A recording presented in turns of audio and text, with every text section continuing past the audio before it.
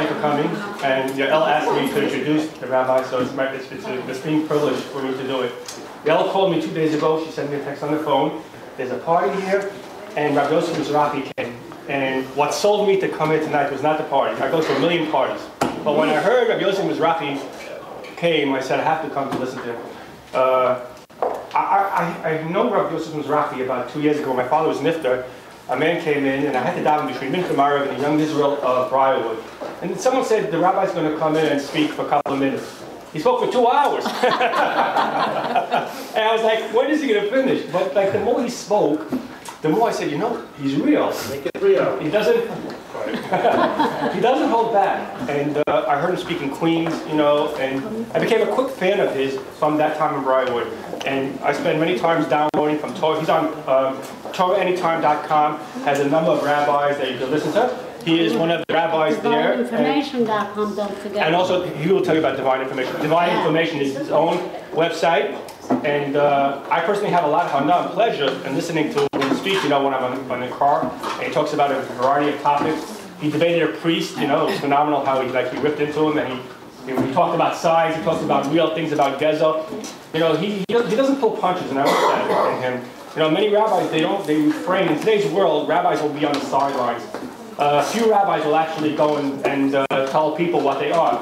And he tells you, if you're a Goslin, he tells you you're a Goslin, you know, and he doesn't pull it. And I think that's what rabbis should do. And gives you a little thing in you over here. So I think you're going to enjoy what he has to say. And it's tremendous physics for me when he comes here to speak. He's just phenomenal. So hopefully he'll give you a question and answer period afterwards. Give a few minutes for questions. Thank you very much. Thank you. Good evening, everyone. Thank you, Yael, for inviting me to your house to speak. A few weeks ago, I sent Yael a box with CDs. She put them around, and Baruch Hashem, I started to get some people from the area here sending me emails and questions and taking more CDs. And I brought you more CDs here, all free of charge. You can have as many as you want. And if we run out of them, I have more in a car. And most of them, as you can see, it's collections. You have many, many lectures on each CD, between 15 and 18 on each one. Most of the new cars of the last 4 years have MP3 player, so you can play non-stop, 25 hours each CD. And then you have the debate DVD with Hebrew subtitle. We just recently made Hebrew subtitle to it. And also Torah and Science in English, Torah and Science in Hebrew, and all the collections in Hebrew and in English, as I said. Please take advantage. I'm sure it's going to help you and benefits you. There's many topics that you can basically hear about. And tonight, since it's a lecture, live lecture, I would encourage each one of you to ask me as many questions as you have. I'd rather answer your questions. It's better than to just give you a lecture. If you want, I can start a few minutes to talk about general things, and then if you have questions, please feel free to ask. It's going to be better to make it questions and answers in different level, different topics. I don't mind. We'll go with your questions. The world, according to the Torah, is 5,772 years old. And I know that all of you heard millions of times that the world is millions of years old, billions of years old. There's all kinds of theories and lots of speculation. And if people know a little bit about science, they know that everything you ever heard, it's all based on speculations of certain and different scientists, which means they are using something that called speculative science. There's two kinds of science. There's objective science, things that can be proven, and speculative science, which means it's based on speculations. Every scientist brings his own speculation, and based on that they make all kinds of theories, and they come to an assumption, and then eventually they sometimes misleading the public by presenting it as a fact, such as the theory of the evolution of Darwin. One day a person come and he claimed that he has all kinds of assumptions that the human being came from the monkeys and all kinds of things like that. And he built a theory and he tried to present all kinds of species in nature and try to create a chain. And he himself said that you have to have a middle species. If you go from A to Z, it's not going to work. You have to prove that the development was constant over the years, and that middle species was never ever found. The followers of Darwin completely modified the theory of Darwin from A to Z, and what they teach today has nothing to do with what he said. This is just one example of speculative science.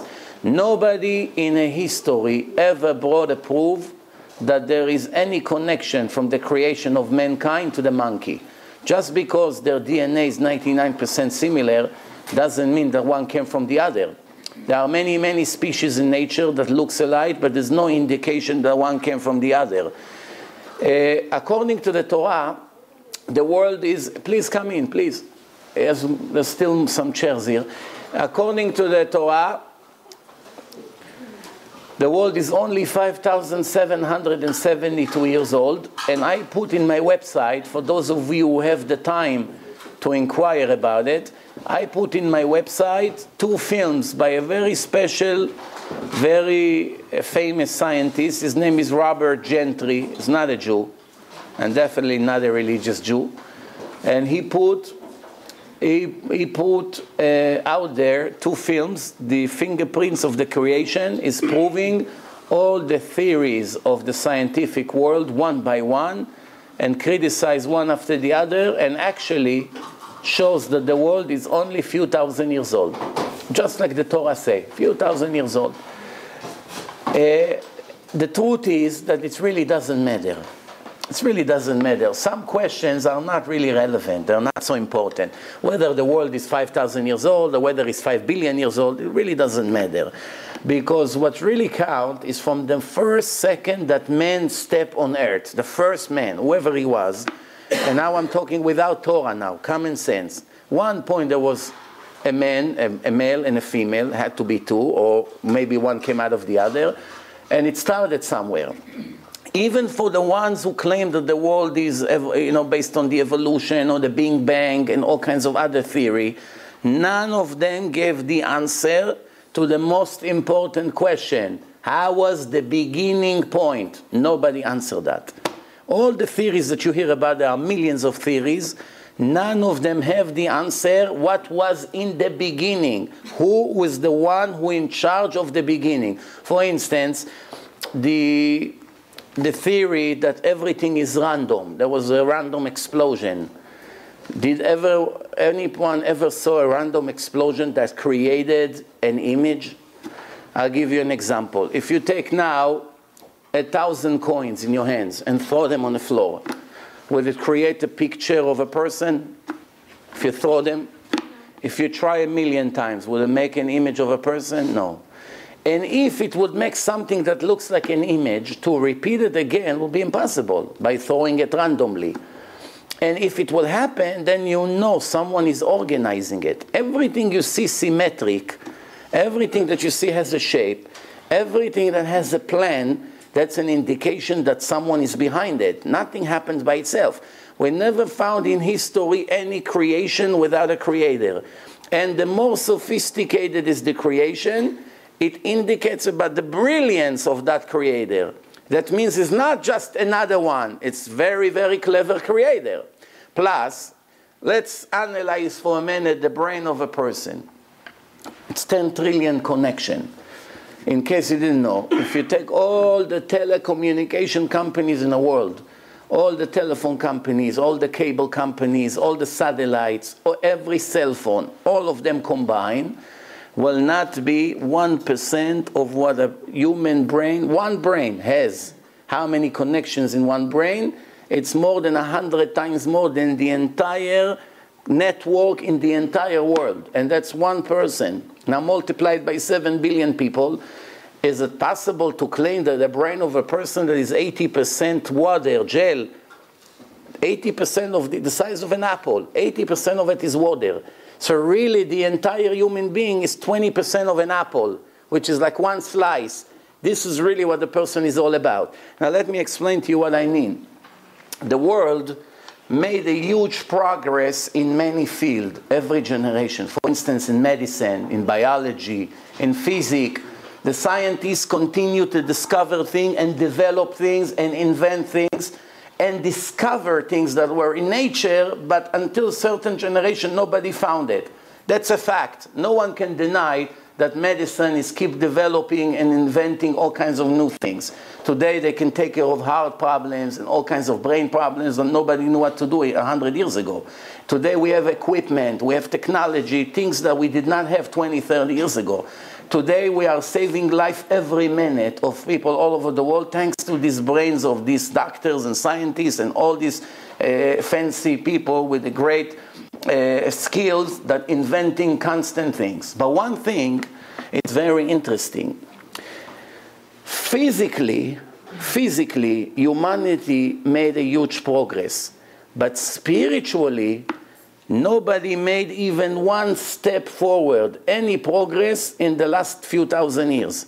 The same philosophy questions, the same ideology questions, the same life and death question, the same issues that the Gemara, the Talmud is speaking about 2,000 years ago, apply 100% to today.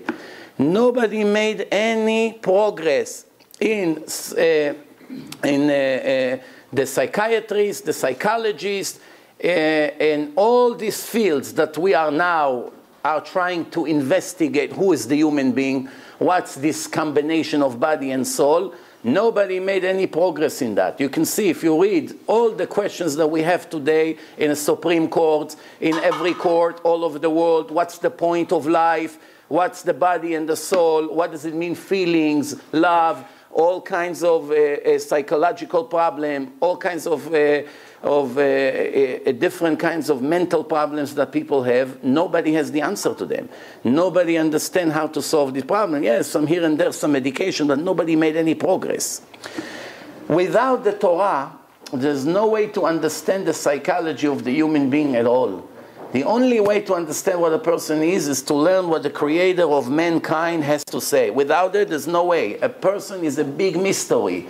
Without the Torah, there's no way to understand. Now let me emphasize, let me explain a little bit further what I'm talking about. The rule has to be as follows. I said before that there is a creation, so that means there is a creator. We don't have to know him. I don't know who made this standard. I don't know, maybe it's China, Mexico, who knows? I don't have to know. I can swear in my life that a human being made it. How do I know? Did I see him? No, it's common sense. It has a shape, it's round, it's tilted, it has solid legs. Somebody made a plan and built it based on his needs.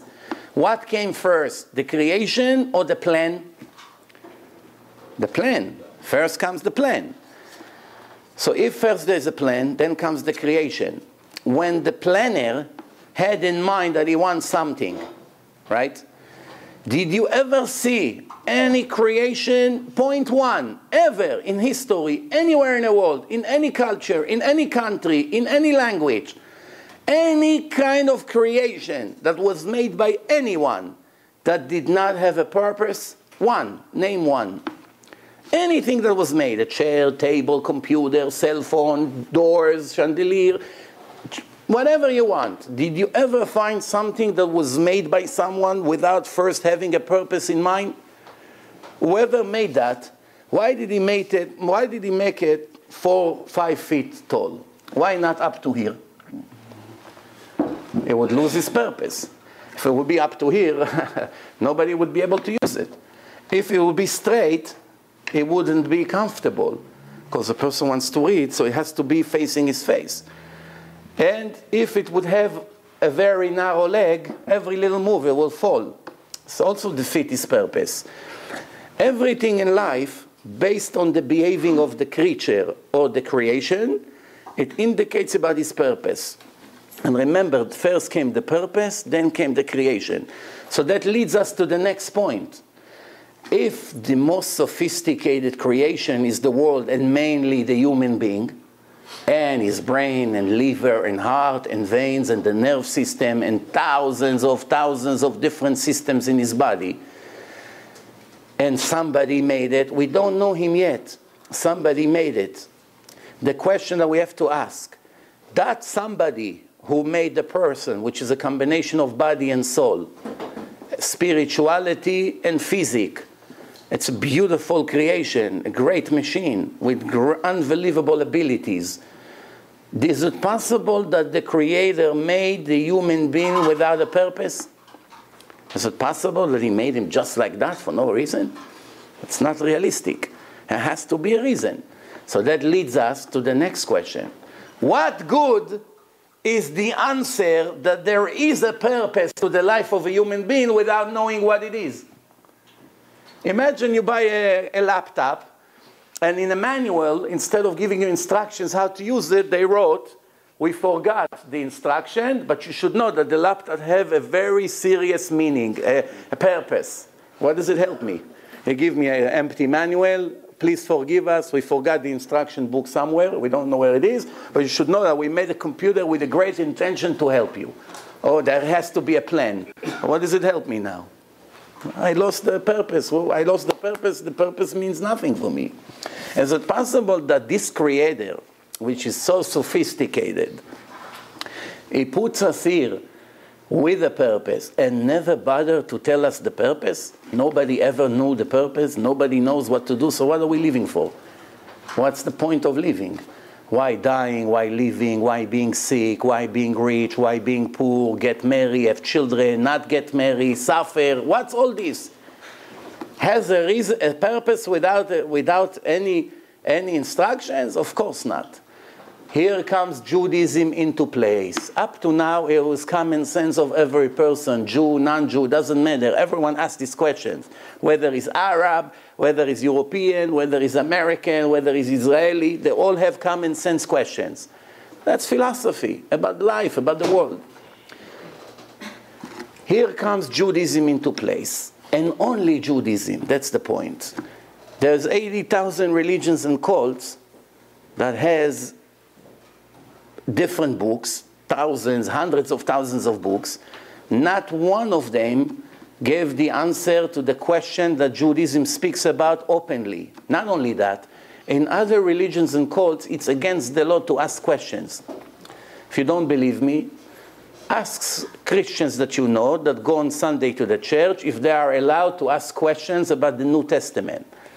If they're going to ask one question, politely, they'll tell them it's not the point to ask. If they ask the second question, they already annoy them. And the answer would be, spiritual subjects are not open for debate. You're not supposed to ask questions about spiritual issues. This is fate. We have to believe. That's what God wants us. And that's it. And that's complete baloney. It's not true. Because God says in the Torah, the opposite. I want you to ask all your questions. The whole Jewish Talmud is questions and answers. Any question in life that a person has, it's in the Talmud. Free choice, why righteous people suffer, why wicked people celebrate, why some people get married, why some not, what's going to be in the afterlife, what does it mean life after death, what does it mean heaven, what does it mean hell, what's happening there, everything. There's not one question in the Torah that in life of a person that a person asks that Judaism doesn't have the answer. Not one, you never find. Any question you had to ask ever in your life, the answer is all in the Torah and in the Talmud. Why? God is interested to answer the dilemmas and the questions of every human being, Jews and non-Jews. Why? He's interested that they follow his book. He put them here for a reason, and he has to give them the instruction that they'll be able to succeed. He won't supply them what they need to succeed. He won't have anything to complain to them later on. The whole Torah, it's a concept of a free choice. You should choose the good. You should follow my instruction. You should listen to me. I should reward you. I will reward you in your end. I will give you life of eternity, full of pleasure. I sometimes punish. What's this whole idea? If I don't have the instructions, if you come to a test and they don't give you the questions, and they don't give you a pen to write, and then they come and claim, hey, you failed. You're not going to be a doctor. Why? Because you failed the test. But how am I going to pass the test? You never gave me the test. Or only 2 questions out of 200 were there. Or you never gave me a pen. Or you, instead of giving me 3 hours, you only gave me 1.5 minutes. So that's not a fair game. God, of course, is fair. At least like us, but much better than us. But at least like us. And we won't do such a thing. If I'm a teacher, I won't give my student 1.5 minutes for a test of 3 hours.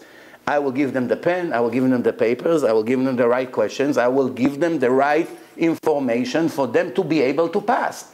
If not, what's the purpose of this test? It's all a lie. So that leads us to the next thing. The Torah come and claim that one time God gathered the children of Abraham, Isaac, and Jacob 49 days after they came out of Egypt. They were slaves in Egypt for 210 years. He brought them to Mount Sinai, he gave them the Torah, and there was a public event. It wasn't somebody woke up and had a dream, oh, God spoke to me and made me a prophet. It's a very questionable point. To come and say that God came to you in a dream and gave you a book and you are the new prophet, how many fools you can find that listens to you? And even if they listen to you, they'll always have a doubt. Maybe you say the truth, maybe you're making it up. If you come and claim that God nominates you to be a leader or a prophet, and you don't have any witnesses to it, always in history people will have dilemma if to believe you or not. They will always do, but they will always have a doubt. Maybe I live in a lie. After I made a debate with this priest, I got thousands of emails from Christians, among them tens of priests. Thank you for saving our life, they wrote to me. Why? We always live with such dilemma. We were so in question. We had so many doubts. And finally you made it clear to us that we wasted our time. We never knew. We were afraid to stop. But after we saw, we know now Christianity cannot be a divine religion. How do we know Christianity is not divine religion? How do we know? It's very simple. We find human errors in a book. If we find human errors in a book, everybody understands God doesn't make human errors. If He created such a world, He has to know the details. If He doesn't know what I know, what kind of God is this? How can I rely on Him? So if it says that that Lawrence is in Brooklyn in a book, can I rely on the rest of the book? If it says that Lawrence, instead of 5 towns, is in Brooklyn or in Queens, or it's in Manhattan, such human error in a book, is that leave any chance that this book is the book of God? One mistake like this, you don't need to read the rest. First page, it says such a mistake. Is there any point to continue to waste on this book? The answer is no. If you're clever, you won't waste another minute on it. Maybe you're curious, fine. If you open the New Testament, in Act 7, it says that the cave of Abraham, Isaac, and Jacob is in the city of Shechem, in Nablus. And everybody knows it's in Hebron. What happened to God? He doesn't remember where He buried the 3 top people He ever loved? Abraham, Isaac, and Jacob. Adam is buried there. You know? So, such an important place, an historical place, that the Torah emphasizes and speak about, that Abraham bought it and it's in Hebron, and it's so many things in the Torah speaking about it, and the New Testament is supposed to be the continuation of the Torah, as they claim it's part 2. What happened to God? He doesn't remember where Abraham was buried? Of course, it's a human error. Human error? That's the end of this religion. Let's not waste another minute. Quran, just the same thing. What does it say in the Quran? That the mother of JC is Moshe Rabbeinu's sister, which means Moshe is the uncle of JC. How can Moses be the uncle of JC if he lived 1300 years before JC was born? It says, Maria, bat Amram, Maria, the mother of JC, they mixed her between Miriam, the sister of Moshe and Aaron. Maria, bat Amram. Such ridiculous mistake that I promise you, take every Jewish boy, 5 years old, don't believe me, I'll call my son and ask him this question on the phone. 5 years old, tell him Who was the sister of Moshe and Aaron? Miriam. This Mary, it's 1300 years later. How they made such mistake? So the person who wrote the New Testament not only was a human being like you and I, every average Jew already have a much higher level of knowledge than him. How can he claim it's from God when every page has so many human errors? This is just an indication how you know if their religion is real or not. So let's move on. Let's move on. So now we have a very interesting claim. We have a book that claims to be divine. How a person come to check if the book is divine or not? Who has an idea? I came here, I bring a book. Let's say this is the book. I say, ladies and gentlemen, God spoke to me. I'm the new prophet. Here is a book from God. Here, please copy it and follow the instruction. Any questions you have, come to ask me. Sounds very suspicious, but you are curious. Maybe there's 1% chance that I'm not a liar after all. So you read the book. How would you know right away if the book is divine or not? How do you know it's divine? How do you know for sure it's not divine? If there's no contradictions, then it's divine. Not necessarily. I can write a book with no contradictions. It's not the end of the world. You know? It's difficult to write a long book without contradiction, but it's possible. It's not that it's not possible. Just because the book doesn't have contradiction, it's still not an indication and it's divine. But you're right. If it has contradiction, then we know for sure it's not divine. But if it doesn't have contradiction so far, doesn't mean it's divine. There are certain things that makes a book divine. First, that the book is full of prophecies. Everybody understands. You can be a brilliant person. You can be 1,000,000 times smarter than Albert Einstein, and still, you don't know the future. Being a brilliant person has nothing to do with predicting what's going to be in 1,000 years from now, or even in 50 years from now, or even in 5 days from now, right? If I say now that in 21 days in Manhattan, on 5th Avenue, between 2 and 2:30 in the afternoon, it's going to be pink rain. Rain in a color pink. All the floors in Manhattan will all be pink. And it happened. That's a prophecy. Do you know any person that can predict such a thing? The answer is no. If somebody has such ability to tell you the future in the long run, and to be right once and again and again and again, hundreds of times, basically, in every chapter in the Torah that you open, in that chapter, I will find you at least one prophecy. One time I made that offer in one of my lectures. It was in Yonkers, and there was one Israeli guy, a real wise guy, and after hours of arguments about all kinds of things, when I say that, he jumped like he found a treasure. Kemotze shalal rav. He ran quickly to bring the Torah. I say, hey, you know what? I'm going to do it. I hold you by what you say. He got the Torah. I said, open. I said, well, I hope I didn't get myself into trouble. He opened it up. The best page. I couldn't get a better page. Which page? Parashat Bechukotai. If you know a little bit about every verse, it's a prophecy. One after the other. After 6, 7 rows, I started to read. He said, okay, I surrender. I got the point. The argument was over. Going to the Quran. Can you find one prophecy there? Of course not. And don't tell me, yeah, Muhammad spoke about the end of time, because he copied some of it from the prophets. He himself wrote in his book, I did not come to say anything new that was not said before me. That's a verse in the Quran, which means God never told me the future. I'm not intending to be a prophet. So how they call him Prophet Muhammad if there's no prophecies in the Quran? And also the New Testament. Do you have any prophecy in the New Testament? The answer is no. 200 years after the New Testament started, the Christian church gambled, and they gave a prophecy that the Jews will never return back to the Holy Land. Never.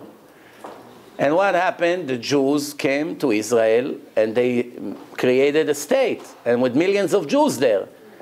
So when we asked the Vatican, how do you explain the fact that millions of Jews live in Israel after you promised 1800 years ago that it will never happen? Their answer is, The Vatican does not recognize the state of Israel. Who cares now about the state of Israel? Nobody spoke about the state of Israel. We ask, how did the Jews return to the Holy Land with the state? Without the state, it's not relevant. So the answer was, they don't recognize the state of Israel. And of course, everybody understands there's no connection between the question and the answer. So let's move on. How do you know the book is divine? The answer is, first, it's full of prophecies. Second, it's full of divine knowledge. For instance, if a book that was given to us 3,332 years ago, how is it possible that in this book it says the number of the stars? There was no telescope, no NASA, no way to know the number of the stars. Nobody could predict that it's 1 in 18 digits.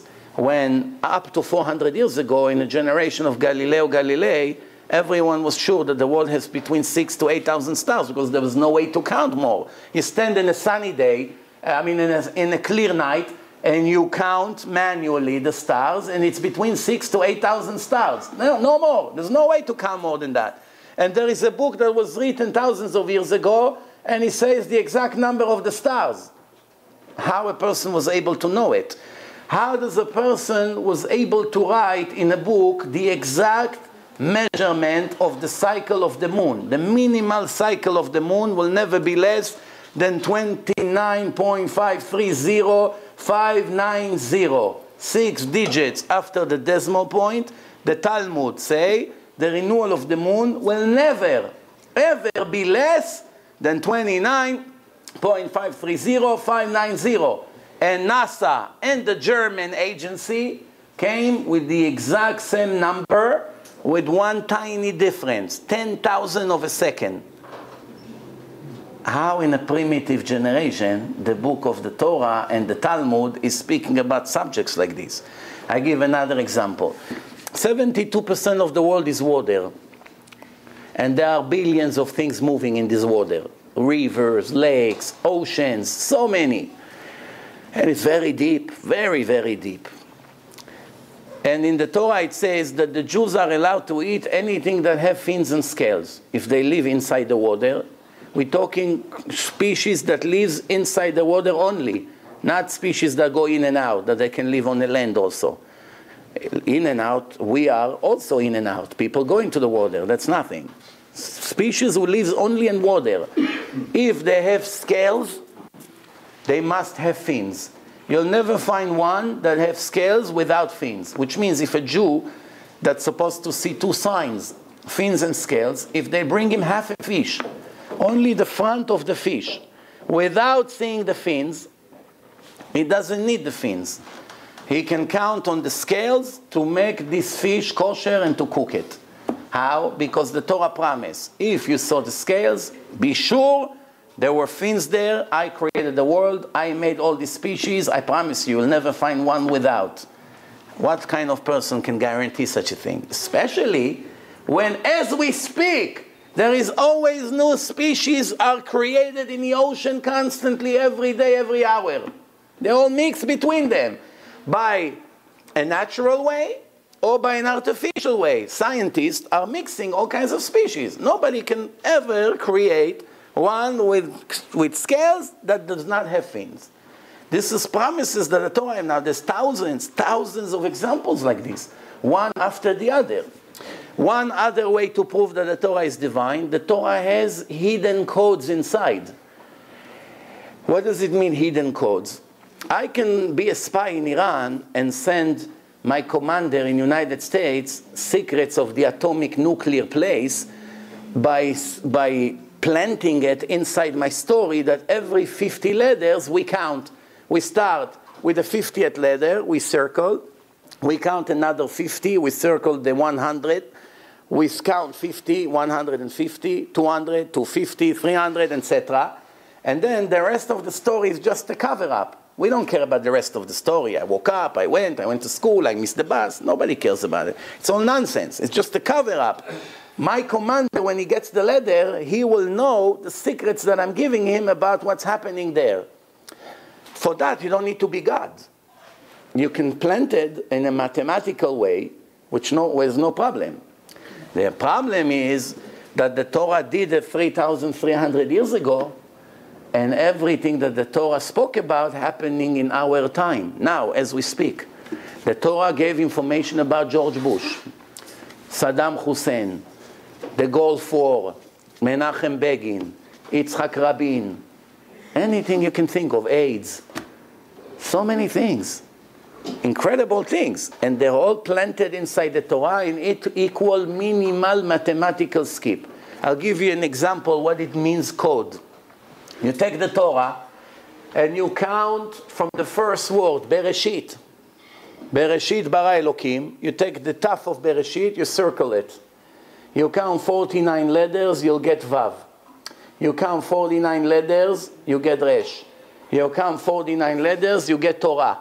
Torah in equal mathematical skip of 49. You go to Sefer Shmot, Exodus, Ve'ele Shmot Bnei Israel. From the Shmot, you circle the taf, you count 49 letters, Vav, 49 letters Resh, 49 letters Hey, Torah. You go to Sefer Vayikra, the name of Hashem, Yud, Hey, Vav, and Hey, in equal skip of 7.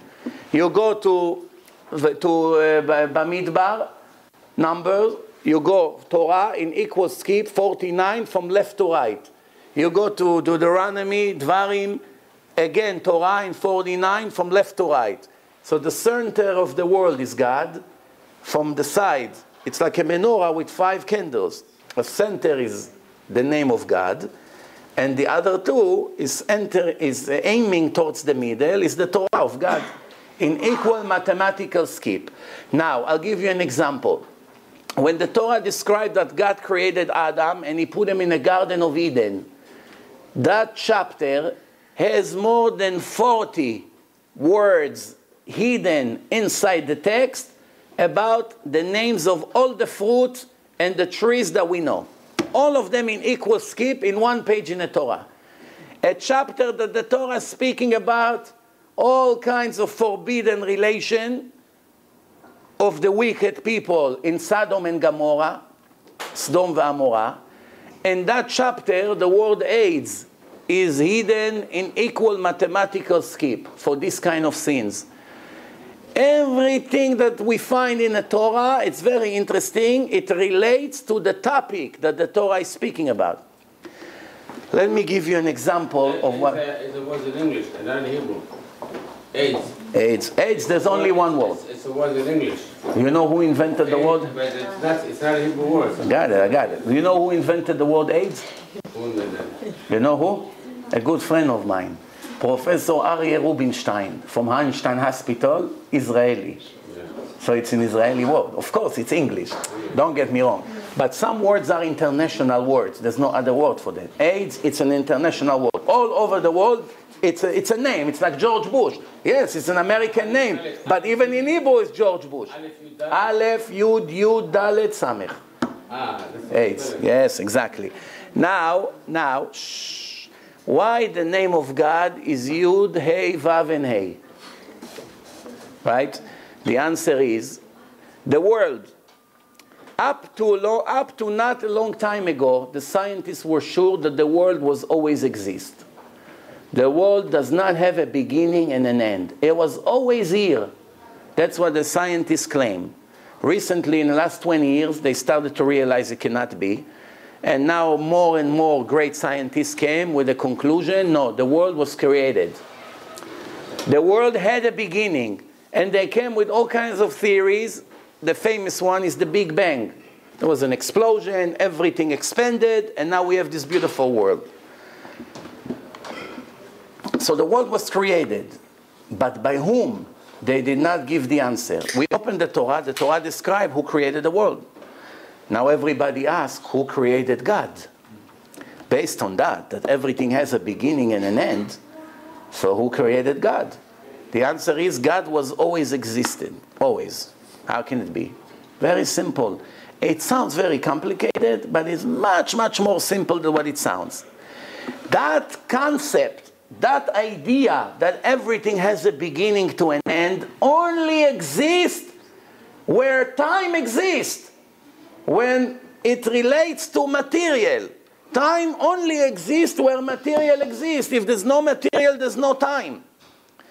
Only when you have material, you have a beginning and an end, and you have the time that we know, 60 seconds, 60 minutes, etc. In a spiritual world, the time here means nothing. There is no time, because only where material exists, that's where that's where time connects to material. And that's what Albert Einstein said. He got a lot of credit for it, but the Ramban, 750 years ago, say it way before Einstein. 700 years before Einstein, Ramban spoke about it. The Torah knew about it. Time only exists. God is 100% spiritual. There's no material in God that you can give him a smack and feel a noise. There's nothing. It can go as much as like a soul. Soul. It can be a soul right here now in space. You don't see it. You cannot touch it. There's no material. There's no material. Many people die what we call clinical death. Temporary death. And all of them, Jews and non-Jews, more than 30 million.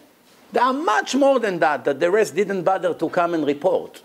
Just in the United States alone, 8 million people reported that they came out of their body and watched the entire event by flying below the ceiling. The body is here, the doctors are trying to save his life, they're giving him shock, the ambulance, the nurse. Everything that happened in the 10 minutes that they were dead, later when the soul entered back into the body, they describe everything they saw. Even that the body did not have brain waves, no pulse, no heartbeat, no breath, no feelings. Let me make it more clear. A person is dead 10 minutes. According to science, once a person is dead for more than 6 minutes, even if he comes back to life, his brain is wiped out. Cannot remember his name, cannot remember anything. Why? It's a permanent damage to the memory cells. But today we find, and the doctor don't have an answer, we don't know how to explain it, many people, Jews and non-Jews, that are dead for more than 6 minutes, and they come back to life, and they are normal, they remember everything. They can recognize everything, they remember everything. Now it's very interesting. When a person is dead, if you take a cigarette, he's 10 minutes dead. His body temperature is dropping now. Another degree, another degree. You take a cigarette and you burn him. You don't hear anything. It doesn't make a beep. 10 minutes later, when he comes back to life, he begins to scream. He feels the burning. Why in 10 minutes that you're burning him or pinching him or smacking him or giving him, you didn't hear. When you give him the shock, why he doesn't scream, "Aye"? You know what it is? What a shock is this? The body is jumping in the air 1 feet from the shock. For a person, I sometimes get shocked in the winter time where the rugs are. I scream, "Ah!" Imagine what a shock. The body doesn't make a beep. Later, when he comes back, he feels all the pain. The pain of the accident, the pain of the surgery, everything. Why he did not feel anything? Because the soul was out of the body. Once the soul disconnects from the body, you cannot feel anything in the body. Your memory doesn't work, your conscious, your subconscious, everything is dead. The soul goes right back in. It's like a phone that is dead. You plug it into the electric, it begins to work. You disconnect, there's nothing. The phone has no reaction. So the energy that moves the body, of course, is the soul. I'll give you another example that in spirituality, time does not exist. And that's what confuses a lot of people. One guy named Moshe went to sleep exactly at midnight. Midnight, he went to sleep. And then what? 12 o'clock, he went to sleep. 12:03, he got up. 3 minutes. He didn't even start snoring. He got up. He started to cry. He's all shaking up. His wife, "What happened, Moshe? Relax. Here, take water. Relax. What happened?" Don't ask. What a dream I had. He began to describe a torture that took 6 months. 6 months. I got caught in the middle of the ocean. The boat broke. I fell. Hundreds of sharks. Then one shark came and attacked me. He bit my leg off. I was all bleeding, all the water was red, and then some people came and saved me, but in the end they were Arabs, and then find out I'm Israeli, so they took me to Saudi Arabia, and they tortured me there. For 6 months, Muhammad was beating me up, mentally making me crazy. And then after telling a story that took him probably 3 hours, his wife asked him, Moshe, I don't understand. You're only sleeping for 2.5 minutes. How 6 months enter in 2 minutes? Right? Did you ever ask this question? How? It has to have a time period. He's describing conversation he had with this Muhammad hundreds of hours in the last 6 months. Where hundreds of hours enter 2 minutes? The answer is, when the soul separates from the world of material, time is different than here. It doesn't exist. And that's like a simulation. You know, like the Israeli pilots, when they teach them how to fly, they put them in a simulator. I saw it in my own eyes. It's a little box room, a very, very expensive one, very sophisticated. They put their helmet, they connect, everything like exactly like inside the plane. And then you, from the outside, you see it moves. It has all kinds of things. It moves it. And you hear all kinds of noise. And when the pilot comes out, you should see how he sweat. You should see the lines the helmet make on his face. His face is red like a tomato. And he has lines. It's like somebody took a knife and cut his skin. And he hardly walks. He comes. He sits on the chair. You have a cigarette for me? I have to relax. Why? It was all an illusion. He was sitting in a room. He wasn't in G-force, missiles, attacked. But they make it so real that he felt 100% that he was in combat. And that his life was in a risk, was screaming, was vomiting, everything you want real. This is exactly what heaven and hell is. If you ever wonder, how can it be the body goes to the grave? The religious people claim there's heaven and hell. Christians adopted that idea. Muslims adopted that idea. Many other cults who came after Judaism. Yeah, adopted, but with 70 versions. That's a modern edition. An upgrade. An upgrade. Imagine when they see Arafat and Yassin come to instead of the 72. What a disappointment they're going to. You know. All right. No. So anyway, thank you. So anyway, so what's happening here now? What's happening here? Remember, time only exists where material exists. And heaven and hell, what is it? Whatever God wants us to feel. He doesn't need the body. Some people ask how the body can suffer if the body is in a grave. Fine, the soul went up to heaven. But the body is right here in a grave. How the body is burning like you claim? Heaven, hell, all these things. Where? The answer is you don't need body for it. Did you ever had a dream that inside the dream you felt that you're falling or you're burning and you got up and you scream, wow, it killed me, wow. You didn't need the body for it. It's 100% real. All the feelings that we have, it's all in the soul, not in the body. The body is a bunch of molecules. It's all material. It's like this wood. The wood doesn't have feelings. Everything that is raw material doesn't have a spirit, doesn't have a nefesh. But everything that is growing, plants, trees, animals, and human being has a spirit, has nefesh. Nefesh is half material, half spiritual. And then there is the ruach, and then there is the soul. And then this divine soul that we talk about so much. So far, any questions about what I said before I move on? I have one question. Yeah. How come all those miracles that you have only happened 2,000 years ago? And that's it. Like God restricted all those miracles and all those history only for those short time. You're right. That time, in You're right. days, yes. No miracles, and try to split the sea. And also, I want to ask him, how could it be that the Mizrachi says that when Hekrat Yosef was split for 12 tribes? One said was 12 tribes. The other one said was going straight. So how could it be? Either was 12 tribes, has to be one way. The Tziyut is only one. Right. So how could you have all this theory all this machlokot, Right. all this disagreement with each other, But this is only one way. But you have now two questions. I should start with the first or the second? Which one I should start? It's together. Ah, okay. It all comes to miracles. All right, let me answer first question first. Let me answer first question. Okay, shh. You started to ask a question. Everyone thought it's a timeout. All right. The answer is that before I answer you the first question and then the second question, first I have to ask you a question. How do we know, Bichlal, that all the miracles that we speak about in the Torah really happen? Maybe it's all a story. You went too far. You already agreed that it happened 3,000 years ago, 2,000 years ago, and how come today doesn't agree? I'm asking further. How do you know it's not stories? You get my question? Oh, no, I got your question, but I'm asking you now a question. But that's what it says. Yes. It has nothing to do if we agree or don't agree, but that's what it says. Okay, I got it. Saying, how come it's only those miracles like God were able to do it? Got it. Century. All right, and the got other it. days, we don't see it. Okay, so in my film right here, Torah and Science, I answered your question very, very well. Now the time is limited, so I'll answer you in a minute or two. You have to understand, first of all, that all the miracles that describe in the Torah for sure happened. How do we know? For sure. You and I didn't see it. We read about it in a book 3,300 years later. How do we know for sure it happened? I'll tell you how.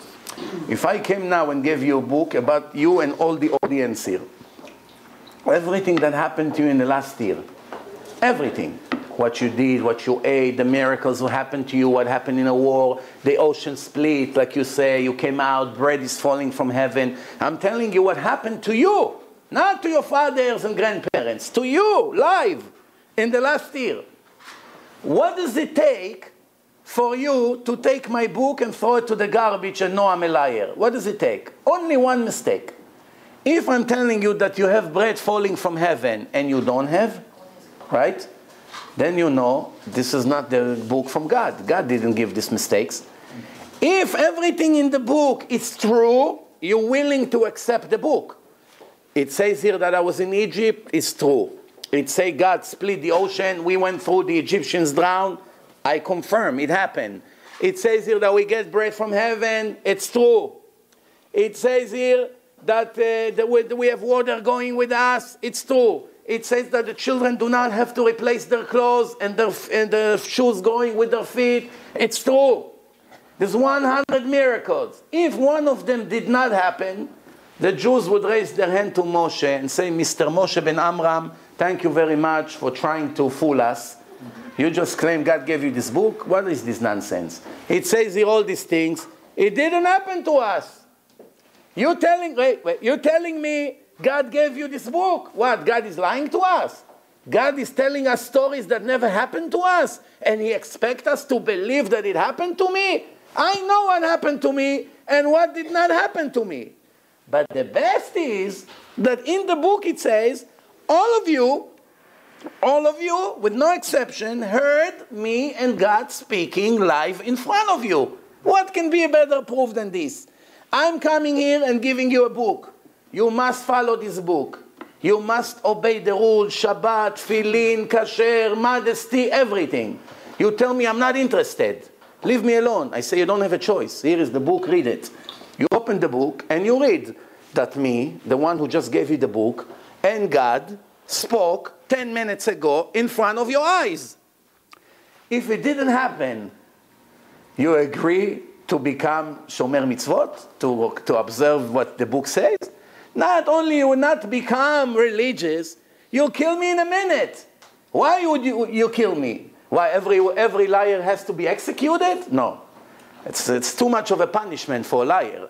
Let's say I'm a professional liar and I try to trick you. Hope that you will not pay attention to the details. And now you caught me. You read that me and God spoke, and you know it didn't happen. It says here that you heard me speaking to God, and you know you didn't hear. You tell me, hey, take your book and get out of here. Why you would kill me? How I'm so sure that if it would happen, you would kill me. You know why? Because Moshe brought them laws that were really, really very deep and very dangerous laws for them. I'll give you an example. Moshe say, he gave them the book, and say, God gave me the book. If they would prove that this book is not from God, they would ask Moshe, why did you come to ruin our life? What did we do to you? You want to be a leader. You want us to give you money. You want to be famous. You want us to follow your instruction. No problem. But why you make us divorce our wife and leave our children lonely? Where does it say it in the Torah? ערווה דודתך לא תגלה, דודתך היא. If you marry to your aunt, you cannot touch her anymore. She's forbidden. Up to now, you can marry your aunt. Now, new rules. Everything is changing. I'll give you another example. Moshe Rabbeinu's mother and father, Yocheved, is the aunt of Amram. So even it's going against his parents. But it gets even better. Moshe gives them the Torah, and they say now, they prepare a lot of meat. All the meat they prepared, they killed with a regular knife. They slaughtered the animal with a regular knife. They didn't know you have to check the knife in the sun and make it sharp, and you have to check the long. They didn't know there's laws yet. So they prepare thousands of cows. Each cow today, it's more than $5,000. Multiply, how many, you need thousands of cows to feed millions of people in a holiday of Shavuot. So Moshe brought the Torah. All the cows has to go to the garbage. Now remember, there was no Muhammad and Mustafa to buy it halal meat. No halal meat. You're in the middle of the desert now, and there's no refrigerator. What do you do with all the meat? Throw it to the dog. What do you do? So now, you're giving me a book, making me lose millions of dollars. Why should I listen to you and cooperate with you? Only one answer. Everything that the book say happened to me. If one word here was not 100%, they would make a celebration. And you would never know that there was a person named Moshe in a history. For sure you would never know. And Judaism would not start. And we wouldn't be here. And many other things. So that's the proof. And there are many, many other proofs. I don't have the time. The rest is in my film. That really all these miracles really happened because they confirmed that it happens by accepting the Torah. So why today we don't have these miracles? The answer is we definitely have. But the miracles are performed in a different way than before. And let me explain to you what I mean. In the time when the Torah was given to the Jews, Hashem made clear miracles and he told the people, I'm going to do ABC for you. And everyone was waiting for the miracle and they saw that it happens. Like Moshe take a piece of a stick, a wood, a branch, and he throw it into the water, dirty water, and all the water gets clean, and everyone drink. And Moshe told them, this is what I'm going to do, and they all saw it. Or, don't worry, God will give us bread. Or, don't worry, birds will come and we'll be able to eat meat. Everything was pre-announced. Today, nobody announced any miracles, but there are much, very big miracles today, just as much as they were there. I'll give you one example.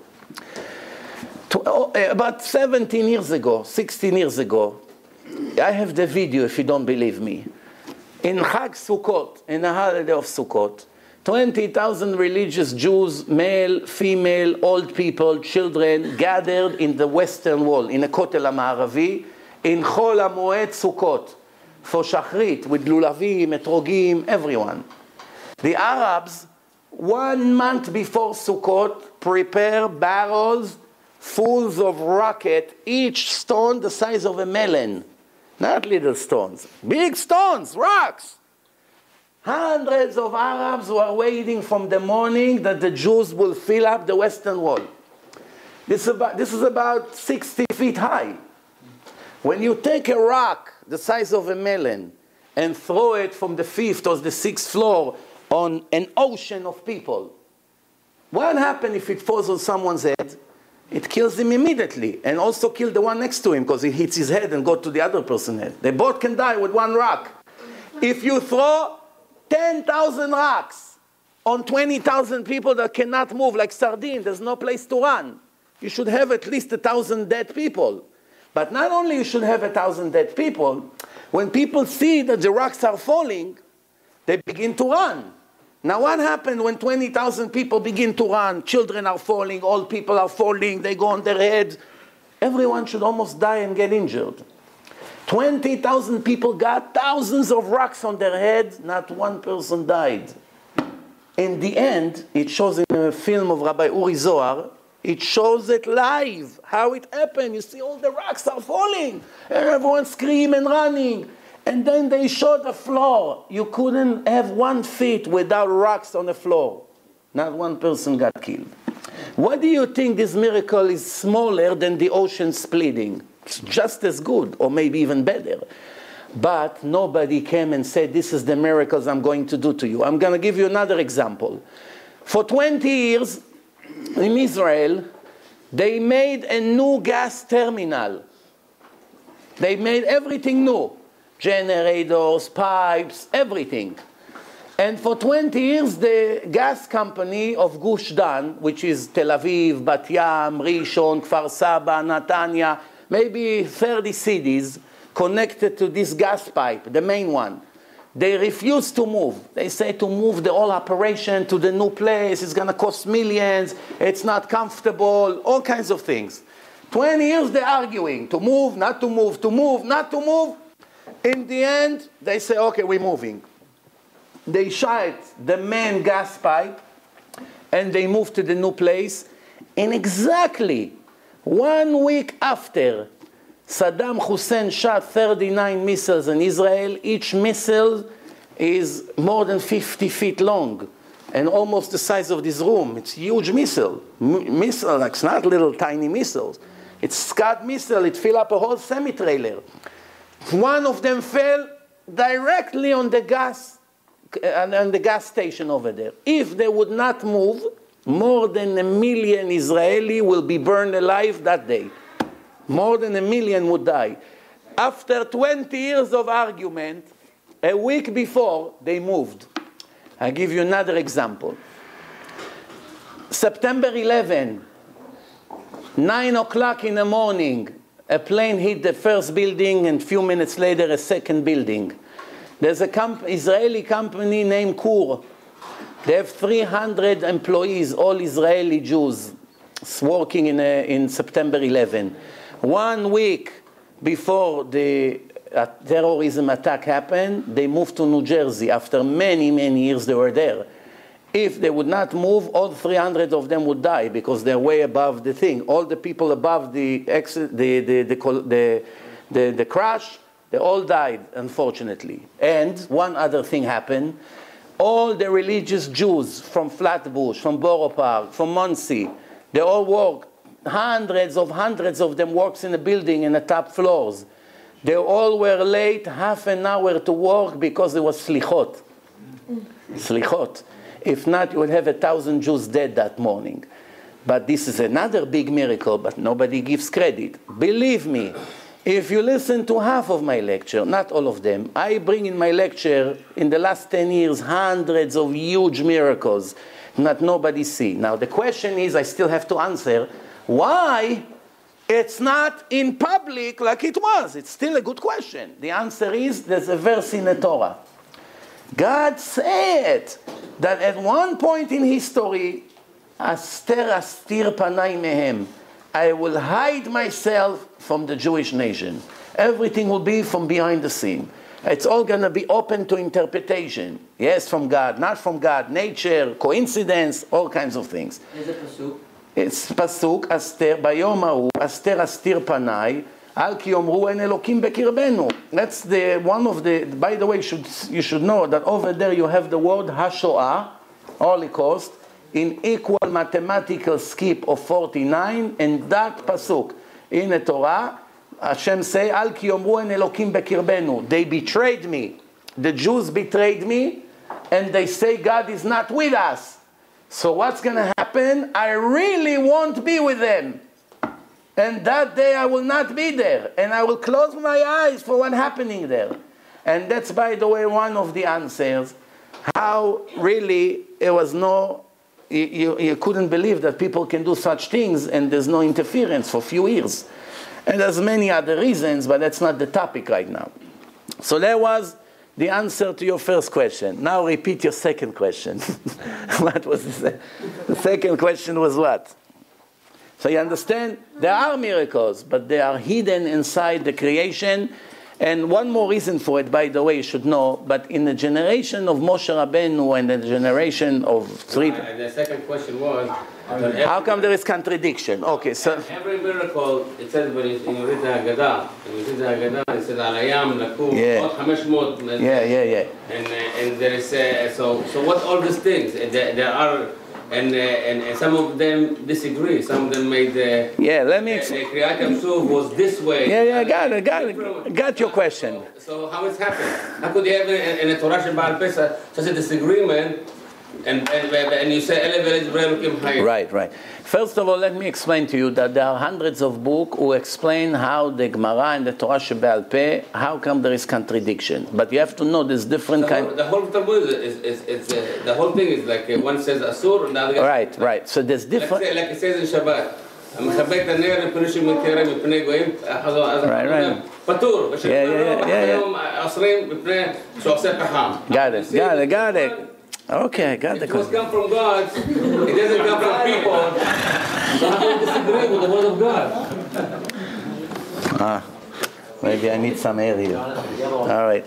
So, okay, now the answer is like this. There's few different kinds of contradictions. Different kinds of contradiction. Toda. There's contradiction in halacha, allowed, not allowed, mitzvah, sin, deserve punishment, deserve a reward. There's a lot of arguments. And there is arguments in reality. What really happened? It's two different kinds of contradictions. So, first let me explain to you, let me first ask you a question. Why God made the Torah in such a way that the Chachamim will determine... I don't say Torah Tzivlanu Moshe. We never say Torah Tzivlanu God. No, wait. The Torah says some Moshe. Doesn't say anything about God. It's a spiritual thing. Let me get... Okay. הגזמת. יותר מדי, אתה הולך בלי הפסקה. בסדר, אתה לא נתת לי עוד צ'אנס לענות אפילו. ישר אתה ממשיך נאום בזה. סבלנות. בסדר, זה השיטה הישראלית, אבל זה לא, אנחנו בלורנס. אורייט, נו. אוקיי. השיטות התימניות. כן, בסדר, הבנתי כבר. הבנתי. זה הכל עזרה השם. יבין. טוב, תשמע טוב, I'll answer you. So the answer is, first of all, it's not Moshe, it's Moshe and the Chachamim. Right? We see that Moshe was Somech his Talmid Yoshua. Right? And plus, we have the order who passed the Torah to who. And third, you cannot understand one pasuk, one verse in the Torah without going to the oral Torah. Without the oral Torah, there's no way to understand the written Torah. Plus, the Torah says, if you're going to have a question in the future, you can see it is in Parashat Shoftim. If you have a question and you come to the Kohen and to the Dayan is a judge in a Beit Din, or people who know Torah, you ask the questions what to do, what not to do. Everything they're going to instruct you based on my Torah, not based on medical school or Harvard or law school, no. Based on this Torah. Can be a rabbi, can be also a doctor. If he uses medical information, you don't have to listen to him. You can go to second opinion, no problem. You want a different doctor, you move to a different doctor. Everything they're going to instruct you based on my Torah, you must listen to them. Do not move left or right from what they're going to tell you. And if you're going not to listen to them, you ignore their instructions, what's the punishment for that? Go to Parashat Shoftim and read. I give you a hint. The worst punishment you can think of. The worst. Nothing is worse than that. So God say, let me give you an example what it means. I came to you today and I say, ladies and gentlemen, I'm the new president of Microsoft in New York. You know right away, cannot be this guy, you know. How can it be president of Microsoft? So I come to you and say, make me coffee, please. Please make me tea. Please make sure nobody comes in. You, next time, I want you to come an hour early. What happened? You call the security. Security come. I say, take him to the mental institution. This guy needs a pill or a shot, no? The next day, after you kicked me from the door and I go like this and you hit me, get out of here. The next day I showed up. Who came with me? Bill Gates. Like this, his hand around my shoulder.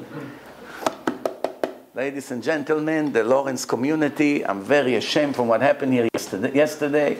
I sent my representative, the President Mizrachi here, and you beat him, and you kicked him, you called security. It's disgraced. I nominate him to be my representative in this company. Everything he tell you based on the book of law of Microsoft, which I wrote many years ago, you must listen to him. Do not move left or right from one word of what he say. You have a problem with him, you have a problem with me. Goodbye. Now I say to you, make me coffee. You run full speed. I tell her, make me tea. Yes, sir, please. No problem. I'm very sorry about yesterday. Stand by the door. No problem. What's going on? Please, please. I'm so sorry about yesterday. Please, make sure you don't take away from my salary. All of a sudden, everyone became nice. This is the difference. If Bill Gates wouldn't come with me, you're right, you kick me. Oh, the rabbis, they make up whatever they want. Who say I have to listen to them? Fine, I agree. But once God wrote in the Torah, every question you have in the future, you come to the top rabbis of the generation. Iftach bedoro, keshmuel bedoro. Iftach was the leader of the Jewish people, but he wasn't in the level of Shmuel HaNavi. Shmuel HaNavi is much higher level. Shakul kemoshe ve'Aaron. But Iftach, in his time, is just like Shmuel in his time. That's it. And you must listen to him. He's my representative here, because he's the top authority in Torah. So now, how come there are arguments? Thank you. How come there are arguments between Chachamim about reality? The answer, not everything they know. They don't know all the reality. No, they interpret the psukim. And also when it comes to halacha, one Chacham say allowed, one Chacham say not allowed. You're right. It's either allowed or not allowed in the opinion of God. It cannot be both allowed and not allowed, and they both correct. I agree. But who cares what they say? The bottom line is, what's the halacha? Let me explain what I mean. God knew that there will be arguments between people and the Chachamim about the truth of the Torah.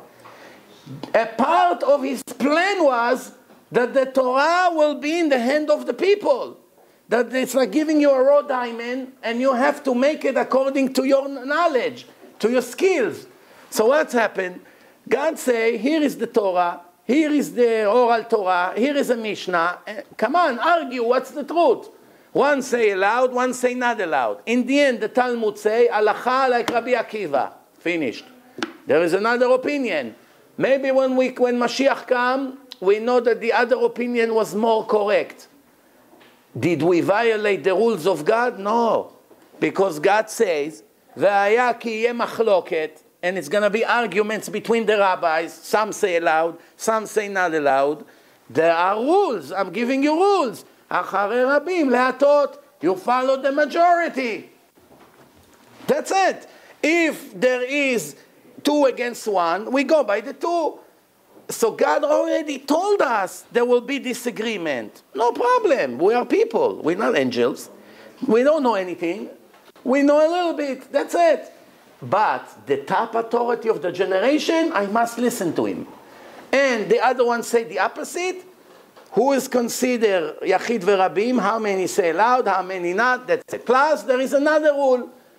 Aseh lecha rav. You have your own rabbi and you ask him the questions. What happened if the rabbi made a mistake and he told you it's allowed and really it wasn't allowed? You're not going to be punished. You did what God said. Finished. So all the questions that people have today, how do we know? He said this, he doesn't say this, he said that. All these arguments come from ignorance. If you read the Torah once in your life, you would know right away there's no problem, there's the disagreement. Because God already spoke about this disagreement. You know, you ask, where was God in the Holocaust? Why so many people ask this question? Because they never read the Torah. If you only read the Torah, you see that the Torah is describing the Holocaust in details. and also saying why there will be a Holocaust. So what's the question? I don't understand. If I write to you today, I'm giving you a warning. If one day you're going to do A, B, C, I will take revenge against you and punish you severely, and that's what's going to be the punishment. And you ignore my warning, and you did whatever you want, and then I sent you, God forbid, the punishment that I promised. Can it be a bigger chutzpah asking, where was I? Why didn't I save you from the tragedy? What do you mean? I sent you the tragedy. I warned you before. You want to be a goy?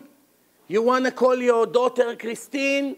You want to call yourself Rosenzweig, Rosenberg, Miller, Katz, German names? You want to take the kippah off? You want to shave your beard off? You want to go to college in Berlin, in Hamburg? You want to drive your Rolls Royce on Shabbat? You want to sit in a court of Germany and decide against the Torah and send Jews to jail when they're innocent and send them free when they deserve execution? You go against me for hundreds of years. You marry the Goyim. You completely go against me for 100 years. And then when I give you the punishment that I warn you about, you're asking, where was I? That's not fair. It's not a fair game. The whole concept of Torah and life is reward and punishment. I know many people don't like to hear it because that's the nature of people. A person that is honest, he takes the bad with the good. He doesn't expect only to get good. He doesn't ask why I lost money. He doesn't ask why I'm sick. He asks, what did I do to deserve it? He asks himself, what did I do? Why God sent me this problem? Why I got this punishment? Why I lost this, why I did this, everything he asks. God, show me the way, show me why you're punishing me. Help me to correct, help me to be close to you. Find me somebody that I can learn with him Torah, that I can become a better Jew, that I can follow your instructions. I have all kinds of doubts. Show me where the answers are. Someone who's really, really looking for the truth, it takes less than an hour to prove. I had a debate with the controller of New York State, Alan Havesi. He came to my lecture in Great Neck. You should see, it's in my website. It's called Less Than 1%. That's the title of the lecture. Professor for history, all the money of New York State for many years is 100% in his hand.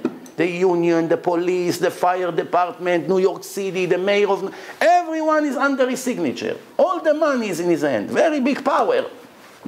And also a very smart Jew. Sometimes you meet politicians, my shoe is smarter than them. But this one was a bright man, I admit. Very clever, a brain focusing, and 68 years old. He asked a lot of hard questions. And he came as completely atheist. No, doesn't believe in anything. After 45 minutes of questions and answers in public, then he let go. By the end of the lecture, I came to him and said, no, well, Mr. Havesi, what do you have to say now? He said, I still have some doubts. So I told him, you see, we made a great progress. You came here, zero belief. Now you have some doubts. Let me sit with you one-on-one and clarify all your doubts. He said to me, of course, why not? I thought he's being polite. Politician, polite, come from the same word. Trying to be polite. What is he going to tell me? No, I don't have time for you. Believe it or not, 10 days later, his representative called me, no, where do you want to sit? I said, tomorrow in Colby Restaurant in Main Street. Maybe we'll put him out of business. I sat there for 3 hours in the afternoon to the evening, one-on-one. Many questions. He came, stories, he told me, I told him. By the end of the 3 hours, he got up, and believe me, that's a very smart person. Top I met in 17 years that I meet people, can put him in the top 1%. And he said, that's it. There's no more comments to make. I never believed, he said. Here, it's recorded. You can go and ask him. He's a public figure. I never believed that it's possible to prove the Torah 100% that is from God. I wish I saw it 40 years ago. I said, it's still not late. He said to me, I'm a lost case already, my age, this, that. Started to give me all kinds of excuses that why it's too late for him. I told him as long as a Jew is alive, he can correct. Even the last day of his life, he can make a change. Of course, it's very difficult to correct 60 years of sins in one day. We have to be rational and reasonable. But there is a huge difference between a secular Jew that died wicked, Mechalel Shabbat, hates the Torah, hates the rabbis, hates religion, hates charity, hates Torah, hates everything that smells like Judaism. But there's a person who says, God, I admit my life was wrong.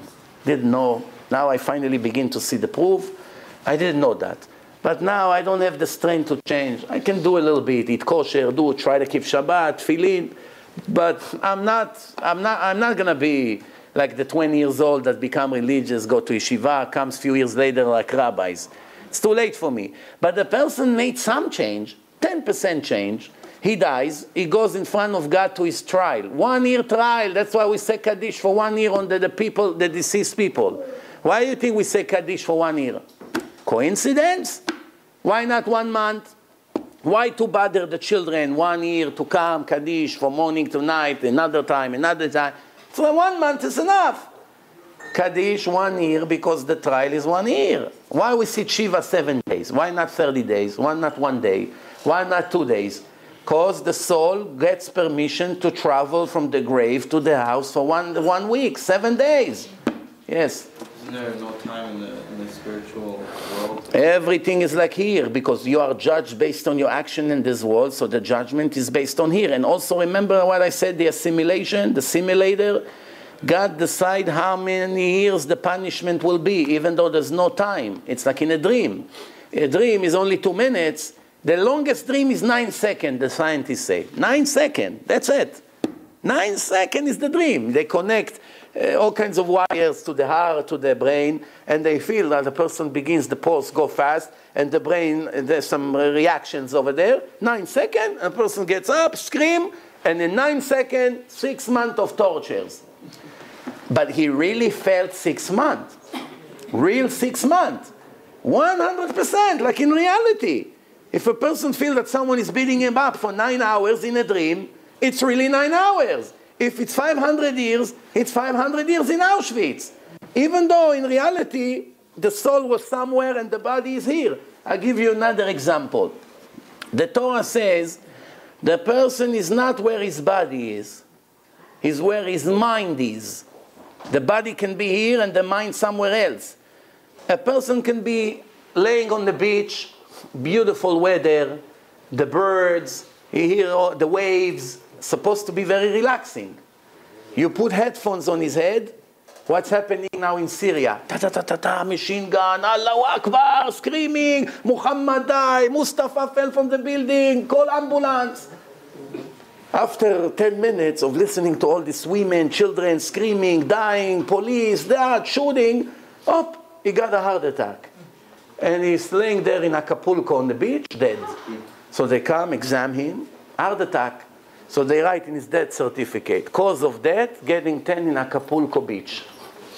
Everybody knows that's not the reason. Where was he? In Syria. Where was his body? On the beach.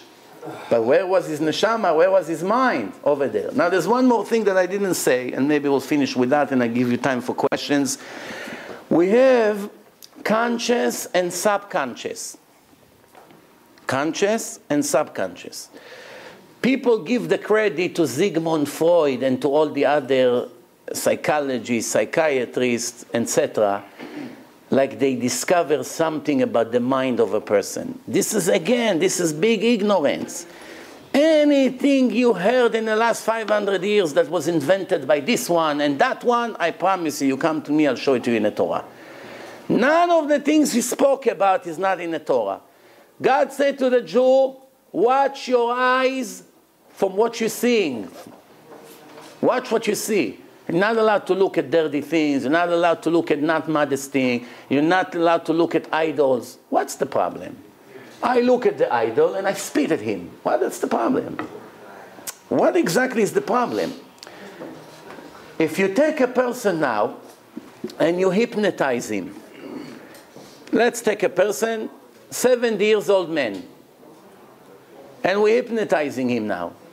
It's called regression. Did you ever hear about it? Regression? We take him now 20 years back in history. Now he's 70. He's an old man already. He walks like this with a cane. And he has a voice like an older person. Now we ask him to go to 1995. And we see that he speaks like a 50 years old man. Where are you? I'm in my store. A customer just came in. Live. He's speaking live now. He's not unconscious. He's like this. And he's speaking to you. Then he said, let's go back 30 years. Now he's 20 years old. Where are you? I'm a soldier in Russia. What are you doing? We're going that, this, that. He's describing what's happening to him. So let's go back 30 years. That's before he was born. All of a sudden, he begins to speak French. In a different accent, different voice. Sometimes a voice of a woman. We see a man now speaking in a voice of a woman in French. But this particular person doesn't know French. He's a Russian American. He doesn't have anything to do with French. What's your name? Napoleon. Where are you from? I'm from here. Well, I'm doing this, I'm doing that. He's describing a different life. Then you continue to regress his soul. In one regression, they went 9 lives until the year 1100. 900 years, 9 lives. And a woman was speaking in an Irish accent, hiding in York, in a basement of the church with her 2 children when the Christians are burning the synagogues in York, live. She described where she's hiding 900 years ago. What is it? What is all that? I'll give you another story and I will connect them. A person came out of the bus. His wife is watching him from the window. He's walking with his briefcase and he stares at the floor. He's walking. He comes back. He comes up home. His wife asking him, Isaac, yeah. Why are you staring at the floor for 10 minutes all the way from the bus stop to the house? He said, I didn't stare at the floor. She said, well, I've been following you. I saw you did not pick up your face from the floor. He said, I promise you, I did not look at the floor.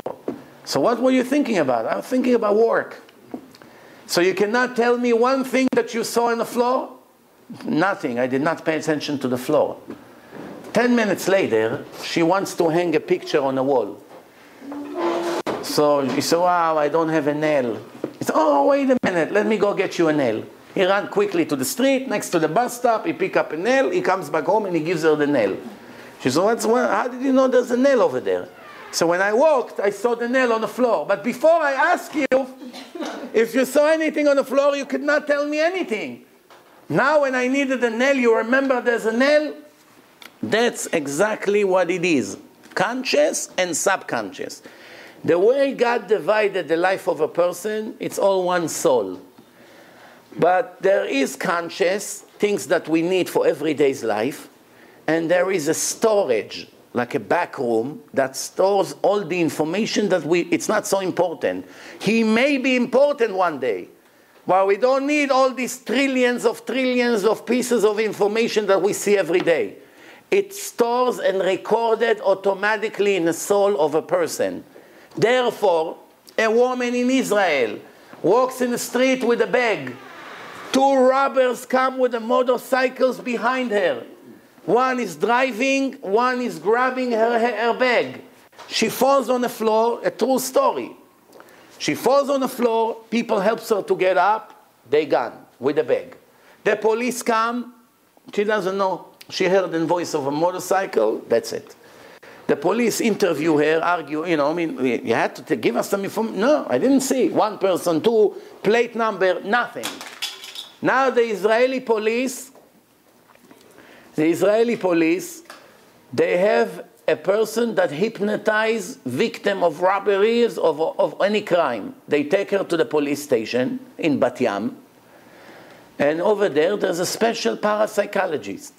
He tells her, look at this dot on the wall and relax. Don't think about anything. 15 minutes, she stares on the dot until she dozes. She goes like this and it begins to talk to her soul directly. Not through the body. No conscious. The conscious is eliminated right now. It's a direct connection into the subconscious, directly to the soul. And he asks her, where are you? at 2 o'clock. He knows when the robbery happened. She said, I'm walking now. I'm waiting for the bus to come. Tell me what you hear now. I hear a motorcycle coming. Before, she couldn't tell anything. What's the plate number of this motorcycle? She gives the whole plate number. How many people sitting there? 2. Which describe how they look. The one ponytail, one with mustache, earring, this, leather jacket. She knows everything now. She can tell you now, while they hypnotize her, every beep that happened in the entire street, she remembers.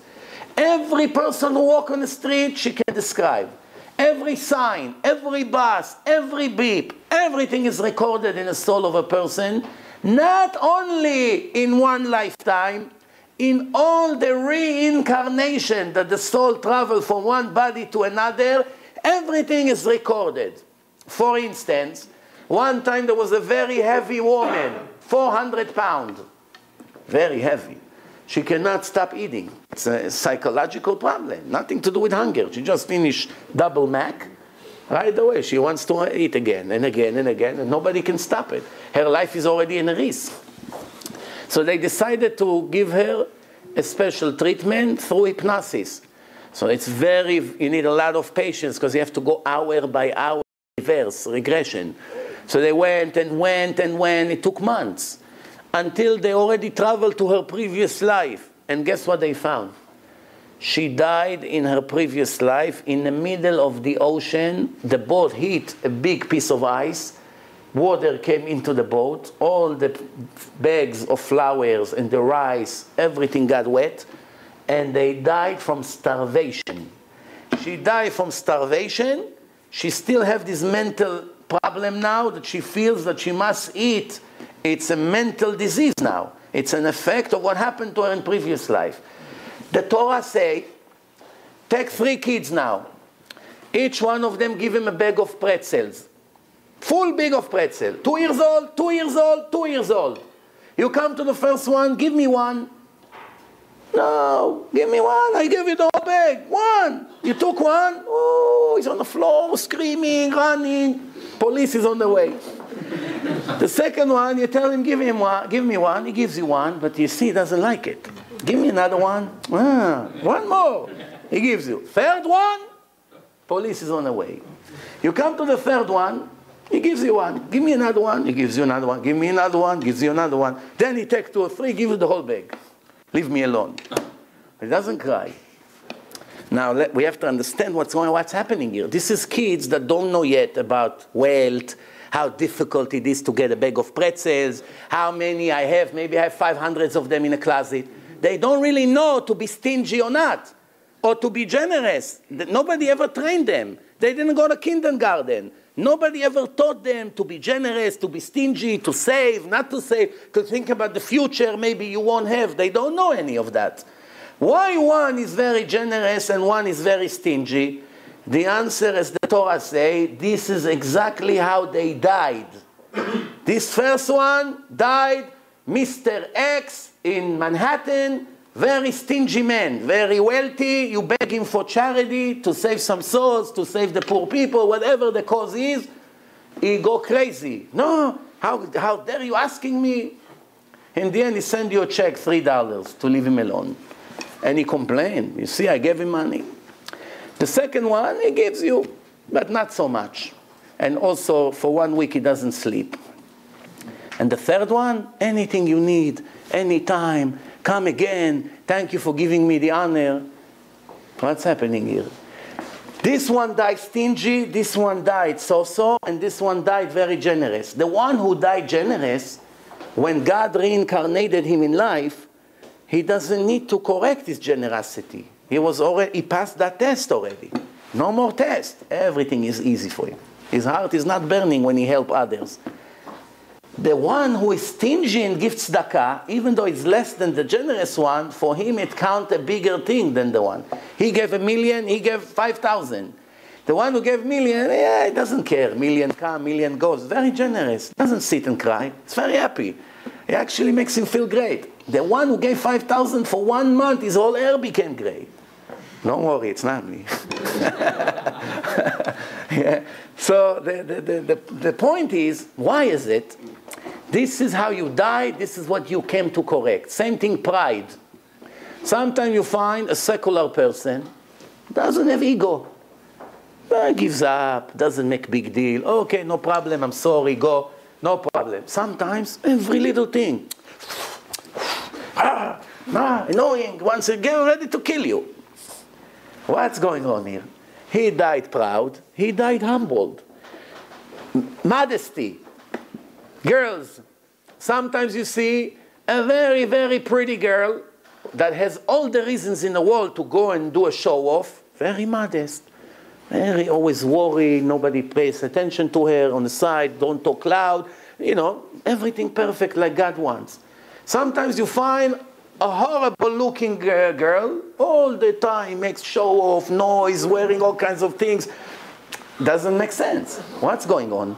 She died modest, she died not modest. She still have to correct. The image of the face of a person, you think it's coincidence?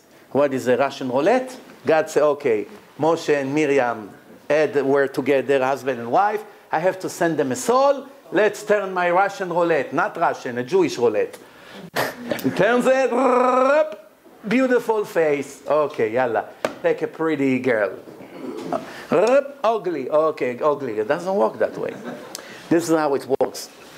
Now, a husband and wife got together. Within 40 days, a baby will be formed, male or female. 40 days it takes. First 40 days, you can pray.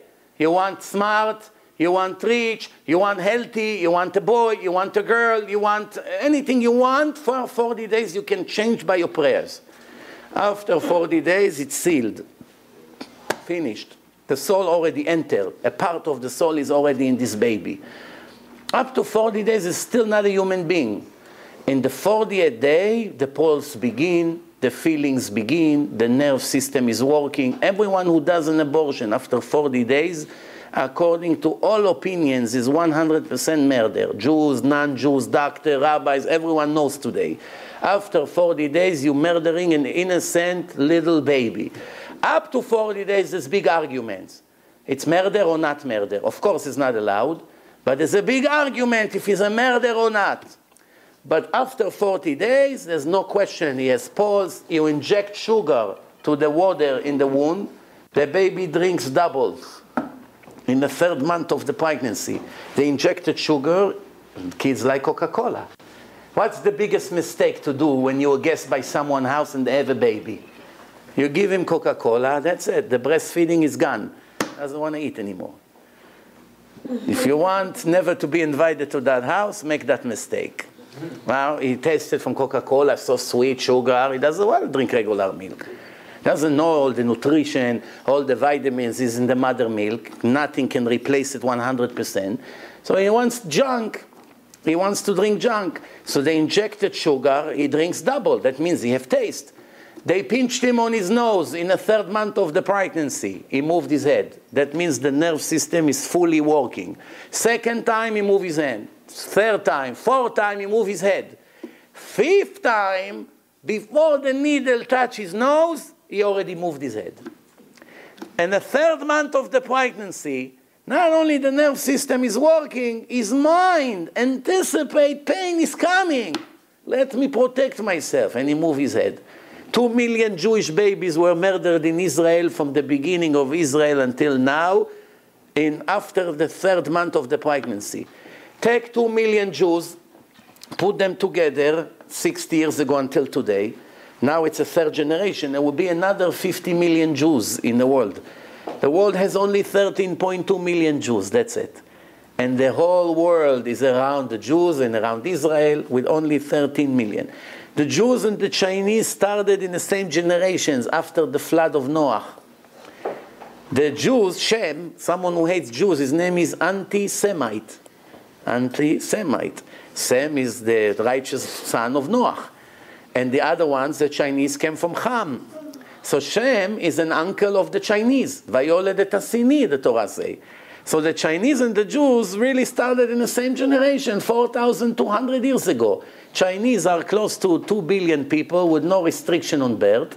And Jews, 13.2 million people, that's all. Why? Jews are subject to reward and punishment. Also assimilation. Chinese stay in the same place 4,200 years. They didn't move. They're still there in China. Jews were all over, moving from one country to the other, from one Holocaust to another pogrom.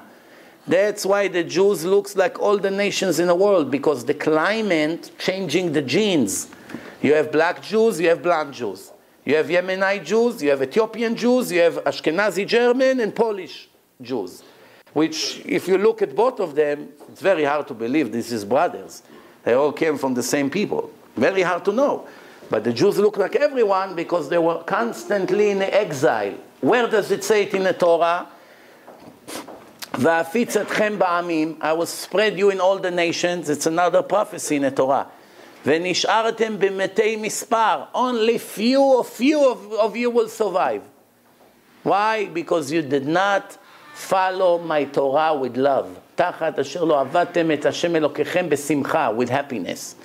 Not that you didn't keep the Torah. Only in the last 200 years you have secular Jews. Before that it was very, very rare to find one out of 100. 200 years ago, 220 years ago, everyone was religious, everywhere. Until Moshe Mendelssohn started the Haskalah movement. But before that, everywhere you go, the rabbi was the top authority, the Jewish Beit Din, the mikveh, everything. Nobody dared to do things that people do today. But in the last 200 years, you started to see what's happening.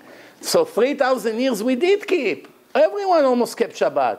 Everyone kept modesty. Look at pictures from 100 years ago. You see a woman like they dress today? You never find a picture like this. Nowhere in the world.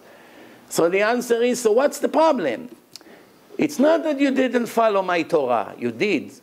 But instead of running and dancing on the street, I am a Jew, I'm the Son of God. From all the billions of people, He chose me. He gives me life of eternity. He told me that I'm very important to Him. I chose you from all the nation to be mine. Do not marry the Goyim. Do not imitate them. Do not, because you are important to me. And what did I do? Spit in His face and did everything in an ungrateful way. Instead of thanking Him, to do everything that I can to look like a goy. Earring, ponytail, gel, tattoo, this, holes in the jeans, all kinds of boots, who knows, like the gondolas in Venice over there, you know, or belt like this, that. Everything he imitates from what he sees on the television. Everything Jewish makes him allergic. Today, the biggest Israeli singer in Israel, his name is Shlomo Artzi. 40 years is the top seller in records. Almost everybody knows him. I don't think you have one Israeli in the world doesn't know who I'm talking about. Today, they published on a news that on Thursday, he was in Tzfat for a weekend in a hotel, from Thursday to Sunday. So he was walking on Thursday morning, it was Rosh Chodesh Adar, and he heard singing from one of the synagogue of Tzfat. Which synagogue? The synagogue of the son of Rav Mordechai Eliyahu. His name is Rav Shmuel Eliyahu. It's all kippot srugot, the kind of religious who learns Torah very serious and at the same time goes to the army. He heard music, he went inside, he prayed with them shachrit, put kippah, and he stayed for 2 hours shiur. And they took pictures of him and they put it in a newspaper today. You should see the reaction of the secular Jews. I'm done with you. I'll never listen to you anymore. It's like he joined the Hamas. I'm telling you, laugh. It's exactly the same reaction if you would hear on the news that he went to Lebanon and sat with the and all the murderers and ate together breakfast with all the Hamas and all this Assad and Ahmadi. The same reaction. How did we go so low? Not only we forgot God, not only forgot the purpose of life, we became the enemies of ourselves. This is only from one reason: ignorance. Much more than evilness, it's ignorance that destroys us. Not one secular Jew in the world read the Torah once in his life. Not one secular Jew. Find me one. that read the Torah from the beginning to the end and understand the meaning of the words. Forget about the secrets, Kabbalah, Midrashim, Gemara. Forget about all that. Just the meaning of the words, nobody knows. How do you give speeches against religion when you don't have any idea what religion is? How do you ask questions about God when you don't know who He is? How do you have all kinds of opinions when you never learn Aleph Bet of Judaism? How is it possible? How is it possible? Why don't you just come and be honest? I do not know anything and I don't want to change. I want to stay the way I am. Say the truth. Why you criticize the Torah and the rabbis and the Gemara and have so many questions? Why? To relax your conscience. It's very difficult to know that you live in a lie. Very difficult. The Jewish soul is suffering. So what's the way to relax the conscience? A conscience is like a radar. When the plane goes into a dangerous area, the radar is in the earpiece of the pilot. It says warning, warning, warning, or it says designate. Somebody designate his missile on you. In 1 minute you'll be dead. So the radar detects things. The Jew has a conscience, matzpun. What's matzpun? Like tzafon, always show the right direction. The compass always show the north. God is making a system, a spiritual system in the heart of a Jew. Wake up, you live in a lie. Wake up, you're a thief. Wake up, you break the covenant that you made with me in Mount Sinai. You don't keep Shabbat. You made yourself a goy. Get up, return. Before it's going to be too late for you for eternity. Wake up. But what does the person do? Some people return. It bothers them. They saw the truth. They saw the CD. They listen to the CD. They know they live in a conflict. They don't enjoy the sins anymore because they know it's all a lie. And there's a heavy price to pay for this sin. It's not for free. You want to be with Christine? You think you enjoy? Wait until you see the bill when it's going to come to you. When you see the bill, you would curse the day you were born and the day you met her. When you know how much you're going to have to pay for it. When you eat shrimps, delicious, Rabbi. No problem, laugh. When the bill will come, believe me, you pull your hair off for every bite you took from this thing that your Creator told you not to touch. When you go and make scenes, when your wife walk half naked, when your children go to public school and learn that they came from the monkey and all kinds of nonsense over there, you think, everything is, business is great, booming. Look at the car I'm driving, $30,000 watch, gel in hair, beautiful wife, $5,000 suit, $10 million house. What's the problem, Rabbi? Look, you don't have what I have. No problem, my friend. You didn't read the Torah. What the Torah says. When I see a person that has few mitzvot that he has, obviously I have to pay him, God says in the Torah. So the last 3 verses in Parashat Vayetchanan, what does it say? I'm the strict God who pay my lovers, who keep my mitzvot for thousands of generations. Not one generation, thousands. And pay my enemies cash to their face to get rid of them. I will not delay their reward. I will pay them immediately. So let me ask you a question. Is it good to get paid according to the Torah right away in this temporary life? Of course not. It's a payment to get rid of you. It's like a father that has 10 sons, and one of them is very bad. The other ones are good. But one is very, very bad. The father cannot stand him anymore. Drugs, problem, alcohol, come late at night, make noise. Very bad son. The father gave him few warnings, nothing helps. So the father come and say to him, come Itzik, come. Look, I'm leaving $10 million. Every one of my sons supposed to get $1 million. Come. Here is a check, $1 million. Take your money. Get out of my face. I don't want to see you. I'm done with you. This is a reward. Itzik goes out of the house with $1 million check in his house. This is a reward, or it's the biggest insult? Your father kicked you out of the house. Get, I don't want to see you. Now your father over here, no big deal. Anyway, was busy with his businesses. He doesn't have time for you. But your real father, for eternity, he kicked you out of the life of eternity, and he paid you a nice house and few cars and some watches and vacations, and you're happy? Instead of crying for your situation? What can be a bigger ignorance than this? That's what happened to the people today. Nobody has an idea what we live for. Everyone wants to be financially stable. That's their dream. And healthy, of course. But almost nobody is healthy. And even the richest people in the world, they're really not financially stable. Because there's always problems. Business up, business down, the manager left, somebody stole, lawsuit, IRS, investigation, that. All kinds of problems. So what? So a person eats a little better. So he sits in a better chair in a plane. So he has a quiet car. So he has a nice watch. What does it give in life? It's all a nonsense. It's all illusion.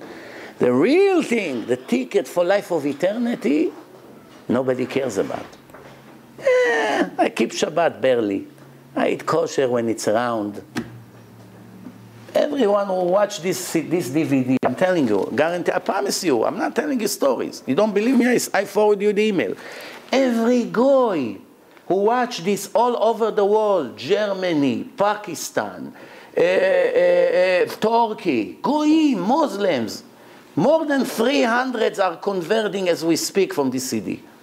Goyim, going complete. One priest in Florida. One priest in Florida. Huh? Yeah, why not? If the guy is righteous, he wants to convert, why not? Yeah? Yeah, he doesn't convert because he met Miri.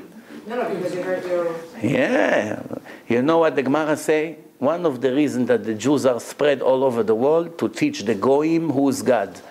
And to help them to convert if they're serious. Problem today, that every basketball player that wants to play in Israel, so, oh, you want to play? Okay, well, we need you to be an Israeli citizen. The only way to get the citizenship is to make you a Jew. Yalla, Rabbi, reform, come. Brit Milah, fuck, up, all of a sudden, all Siperi became Elisha. Elisha ben Avraham. Did he keep Shabbat? Never. He eats kosher? Never. He does anything Jewish? He doesn't even know anything. So who are you lying to? Yeah, you got a certificate that you can live in Israel legally. But the soul never... The Jewish soul never entered his body.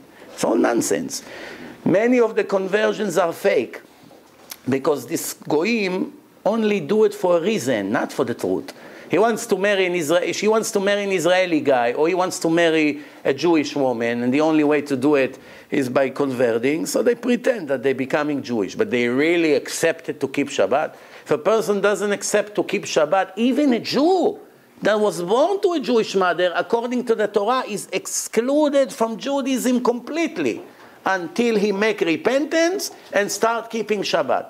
It says in 7 different places in Shulchan Aruch, Mechalel Shabbat areu kegoy lechol davar. One Jew that doesn't keep Shabbat is 100% like the goy in the eyes of God. He touched the wine, you cannot drink from it. He testified in a court, you cannot accept his testimony. I don't want to even continue. Let's not ruin the beautiful evening we had. But you understand the point or no? The point is that what makes a person Shomer Shabbat, what makes a person a Jew, the foundation, is the eternal covenant. What do we say in a Kiddush? Sometimes I see secular people make Kiddush. The television is on the background and all that, and the car is ready to go to the club, but at least they make a Kiddush. So what do they say in a Kiddush? They hold the cup, they read something from a book, and they don't listen to what they say. Sometimes 5 years like this. How can it be? 5 years you read something, and right a minute later you do the opposite? What are they saying? V'shamru bnei Israel et ha-Shabbat. And it's apart from the Torah. And the nation of Israel observed the Sabbath. La'asot et ha-Shabbat ledorotam brit olam. To make Shabbat for generations an eternal covenant. Eternal covenant. We have to faint when we hear this word. Between me and the nation of Israel, it's an eternal covenant. It's a sign for eternity that I created the world in 6 days, and in the 7th day I rested. Every Jew who will not keep the covenant has to be put to death by the Jewish court and has no share to the world to come. I'm cutting that soul out of my next world. And a Jew hears this and he says that, he reads it in a Kiddush or he reads it in a Torah and it doesn't make him faint? How can you not faint? If your teacher in high school told you a warning, no. You want to believe him, you don't want to believe him, fine. But if the creator of the world gave you a book and he said that's what you are subject to, if you continue to drive on Shabbat or smoke on Shabbat or talk on the phone or watch television or go to the mall, that's what you are subject to. How does it not make you shake? And I want to finish with 1 minute story of what happened to me in Los Angeles a few years ago. I had a seminar. I'm going to LA this Friday, Bezrat Hashem. And it's like a flashback of what happened a few years ago. I had a seminar with Rabbi Yitzhak Fanger. It's a very famous rabbi in Israel. And we are sitting now in a seminar in LA, in a hotel, Shabbat afternoon. I tell Rabbi Fanger, your lectures and your knowledge and your charisma, you don't need me to compliment. We all know who you are. You're great, Baruch Hashem. But I want to suggest one thing. I say to him, I say, to give a very soft lecture, it's not productive. Because if the Jews, the secular Jews who attend the lecture, it could be once in a lifetime opportunity to save their soul. You either did or not, and that's it. They're going to die the way they are. So you have an opportunity. You have few Jews that do not understand what Shabbat is. They have no idea what are they doing. You have to shake them up. To help them, not to put them down or, God forbid, anything wrong. To wake them up. You want to argue? Fine. Let's argue, no problem. I'll prove to you. I did it thousands of times. I'll do it one more time. It's no problem. But people who are not aware. So I told him, when you give, we have to speak about Shabbat. I speak in the English section. He speaks in the Hebrew section. I told him, Rabbi Yitzchak, 2 things I'm begging you to say in your lecture. 2 things about Shabbat. Now I know he's a very soft character, he's very nice. It's not his nature to be aggressive. Sometimes it's not your nature, it's very hard for you to change your nature. But I say I have to influence him to make a little change to his lecture. So I told him, you have to make sure that all the Jews who listens to you, all the Israelis who lives in LA, will understand that violating Shabbat means to cut your soul from the eternal life, from the afterlife. As the Torah says, "V'nichreta nefesh ha'im Yisrael," 12 times it repeats in the Torah. He looks at me like this, in shocked. Like, well, how can I say such a thing? And then I say to him, you have to also make sure they understand that according to the Torah, violating Shabbat is a bigger sin than a murder. Nobody knows it. You have to make sure they understand it. And we know it based on the punishment. The punishment of a murderer is one, and the punishment of Mechalel Shabbat is worse according to the Torah. That shows what God thinks about violators of Shabbat. You have to make sure they understand these 2 points. He looks at me like this, begging me, please, what are you saying now? I cannot say, I never say it. So trust me, I take full responsibility. Say this and you see a big difference in your lecture. He said, okay, I'll try. He went to his lecture, I went to mine. Then we meet again, Melava Malka, Saturday night. This story is recorded, you don't believe me, I'll give you his cell phone, you call him to Israel, he's the #1 speaker in Israel, all days on television. Rabbi Yitzhak Fanger, you ask him if it's true or not. Saturday night, we sit in Melava Malka, they give the microphone to all the people. The seminar started Thursday afternoon. What do you think about the seminar so far? We still have 1 more day to go. But Saturday night, there's music, this. So people are saying it's beautiful. Wow, we're so happy we came. Okay. Everyone spoke a few minutes. Then one fancy lady got up. She got up and her husband said, my wife wants to say a few words. So she got the microphone. And she said, my husband is Shomer Shabbat already for a few years. And he's begging me to keep Shabbat. No success.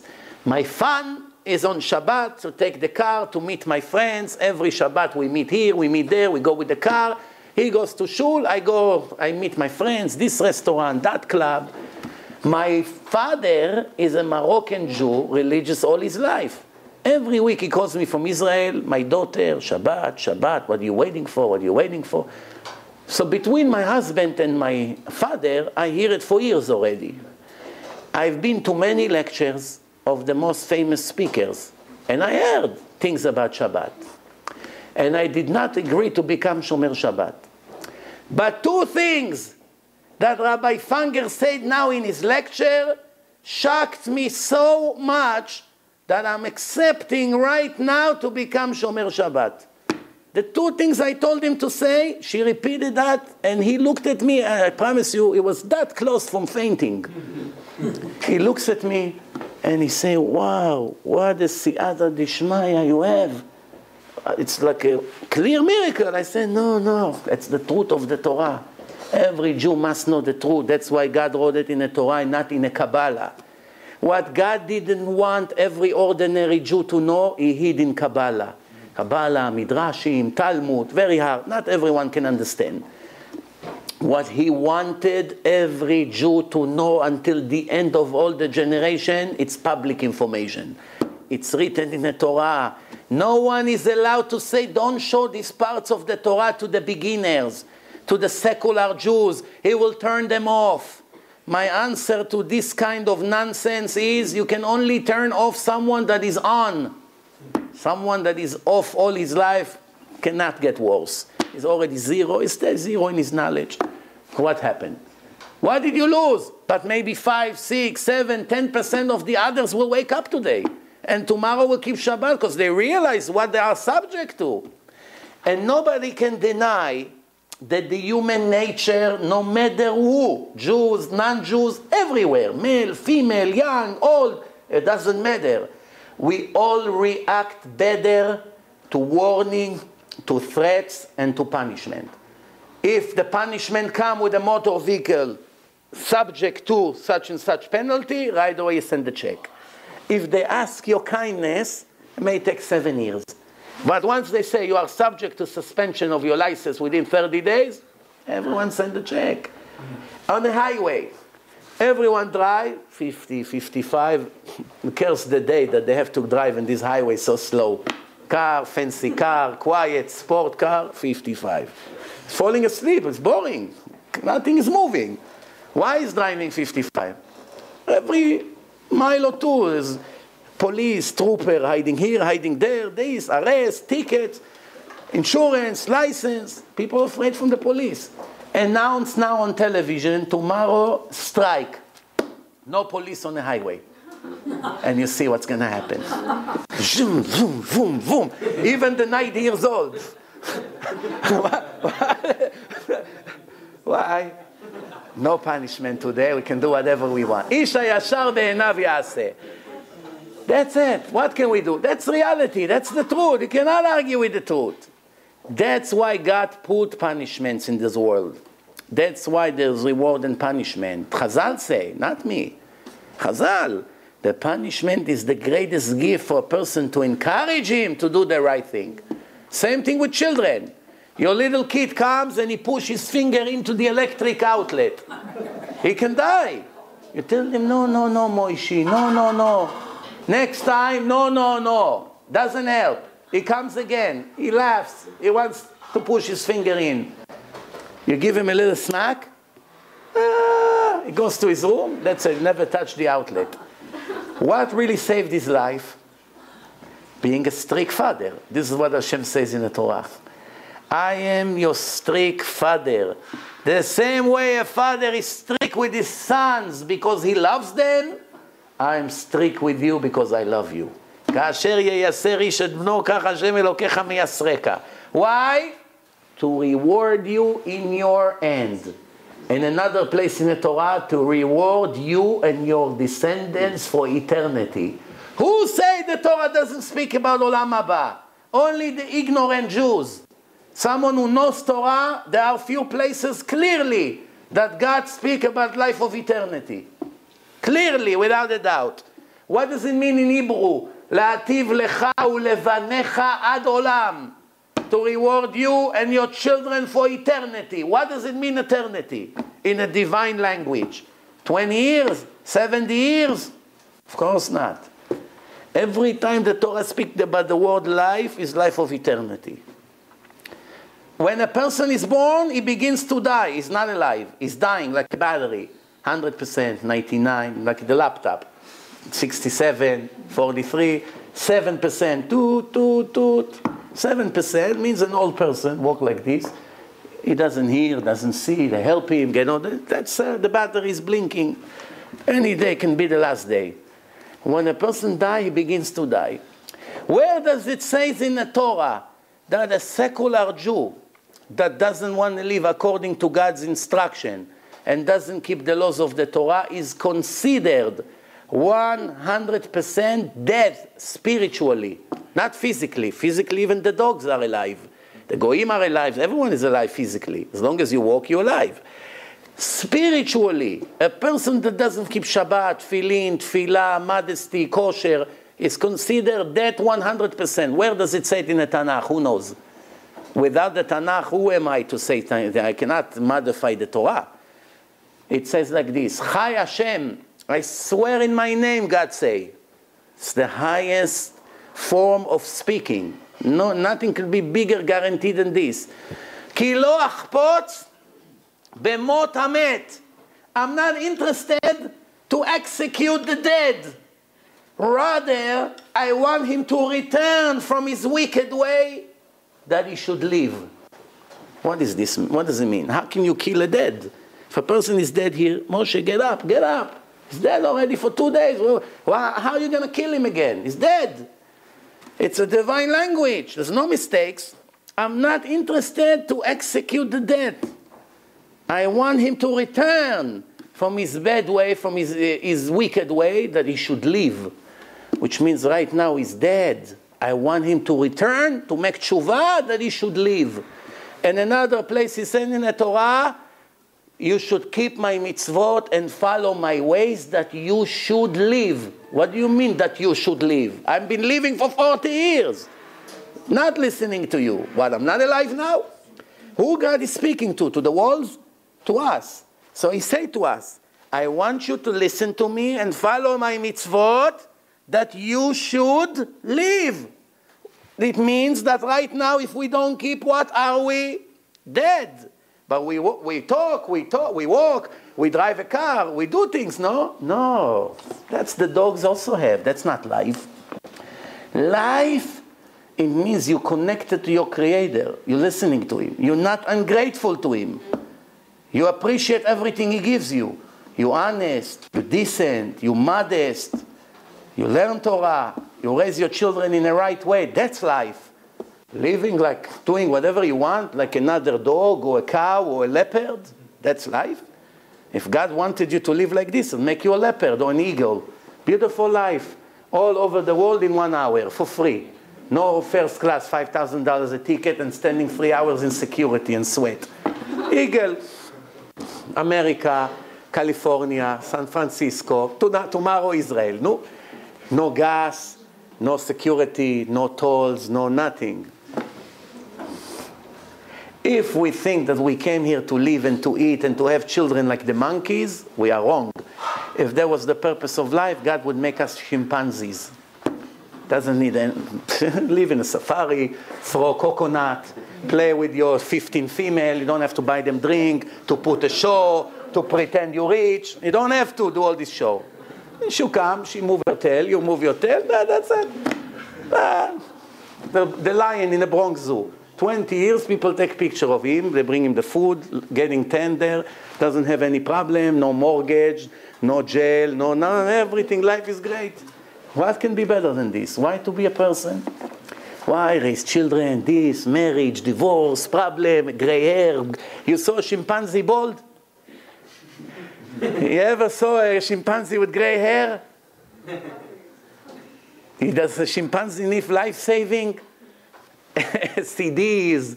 One day maybe he's going to go to pension. One guy came to me in the yeshiva. I said, I have to leave the yeshiva. I said, well, what's the problem? It's not good for you? You'll say, it's great here. You're not enjoying? I enjoy every minute, but I have to think about my future. You say, I'm 22. I don't have $1. I'm here already 2 years. I'm learning Torah. Tomorrow I'm going to meet a girl. I'm going to have to get engaged, to get married. I don't have even money to buy her a ring. Nevertheless, a car, a house. How am I going to raise children one day? I have to think about my future. I got to get a job. So I told him, let me ask you a question. What makes you think you're ever going to get married? So what do you mean? Don't curse me. God is going to take care of me. He's making a matchmaking, no? Soulmates. I say, okay, let's say you get married. What makes you think you're going to have children? Shh, don't open your mouth. God's going to get me kids. Trust him. I say, okay, so you trust Hashem to find you a wife. You trust Hashem to give you children, but you don't trust Hashem to send you food for your wife and your children? What happened here? You trust what you want, what you don't like, you don't trust. You either trust Hashem or you don't. Don't say this yes, this no. This yes, this no. Doesn't work that way. The one who puts you here is responsible to feed you. Is responsible to give you a bed to sleep and a place to live and food for your children. Tinok ba velachmo beyado. Every baby is born with his own budget. You're not feeding your children. You're not. You know how many kids they kill in abortions because they didn't plan them? Oh, it cost $1 million to raise a kid in America, Rabbi. You think you're raising the children?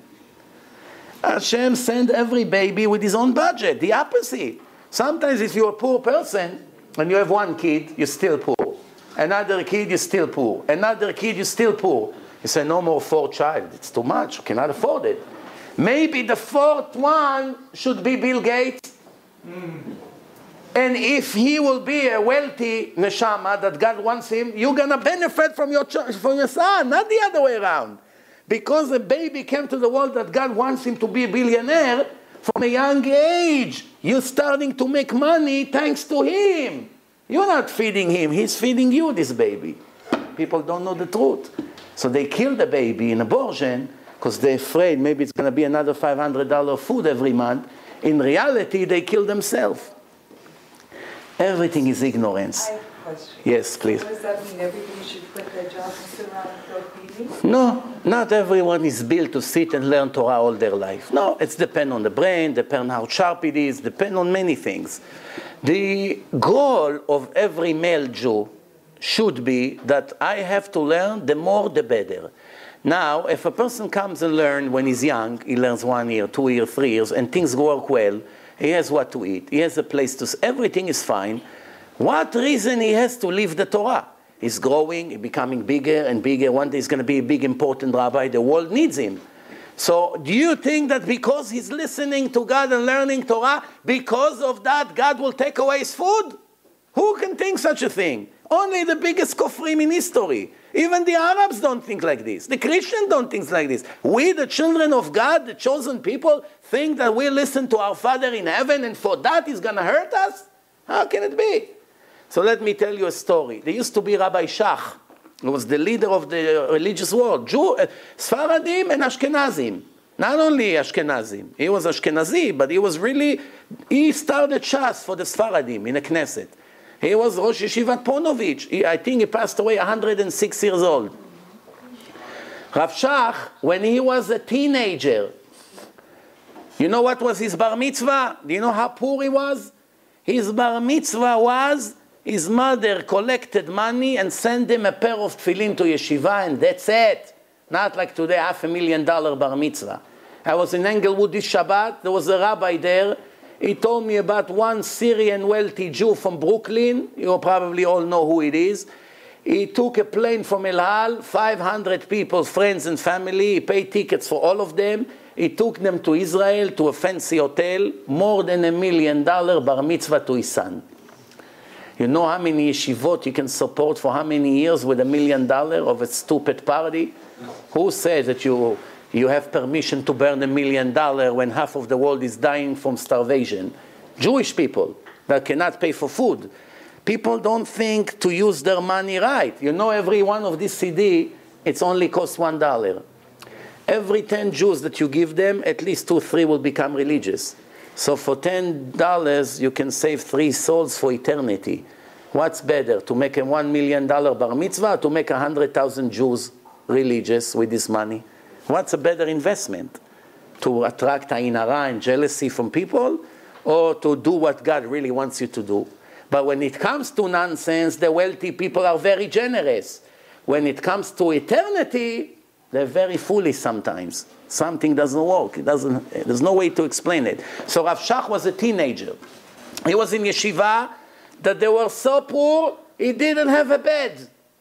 No bed. in a freezing winter of Russia, he sleeps on the floor, freezing floor, on the floor, no mattress, nothing. After a few months, he was the youngest person in yeshiva. All the older people got themselves bed, and the young ones were sleeping on the floor. So it was too difficult for him to sleep on the floor. He came to the Rosh Yeshiva and said, Rabbi, I'm leaving tomorrow the yeshiva. My uncle is a businessman. He doesn't have children. He sent me a letter that he needs me in his factory. He's going to teach me to run the world. He wants to retire, and everything eventually will be mine. A big business. And I don't even have a bed here, so I'm going to learn over there. So the rabbi told him, you want to leave the Torah for business? Chaval, you're such a bright brain.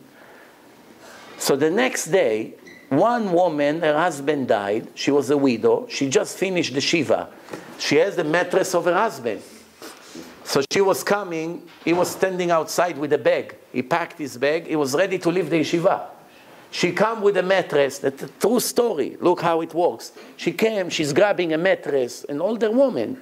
He comes to her and says, can I help you, ma'am? She said, I want to donate this mattress to yeshiva. Someone told me that not everyone has a mattress. I don't need it anymore. My husband died. So he said to her, really, you want to give this mattress? I'm one of the people who don't have a mattress. She said, here, it's yours. My gift to you. She gave him the mattress. He was standing there. He was ready to leave to the train station. He was on the way out. He was standing with the mattress and he said, why, a minute before I left the yeshiva, God sent me a mattress. For months I was here, no mattress came.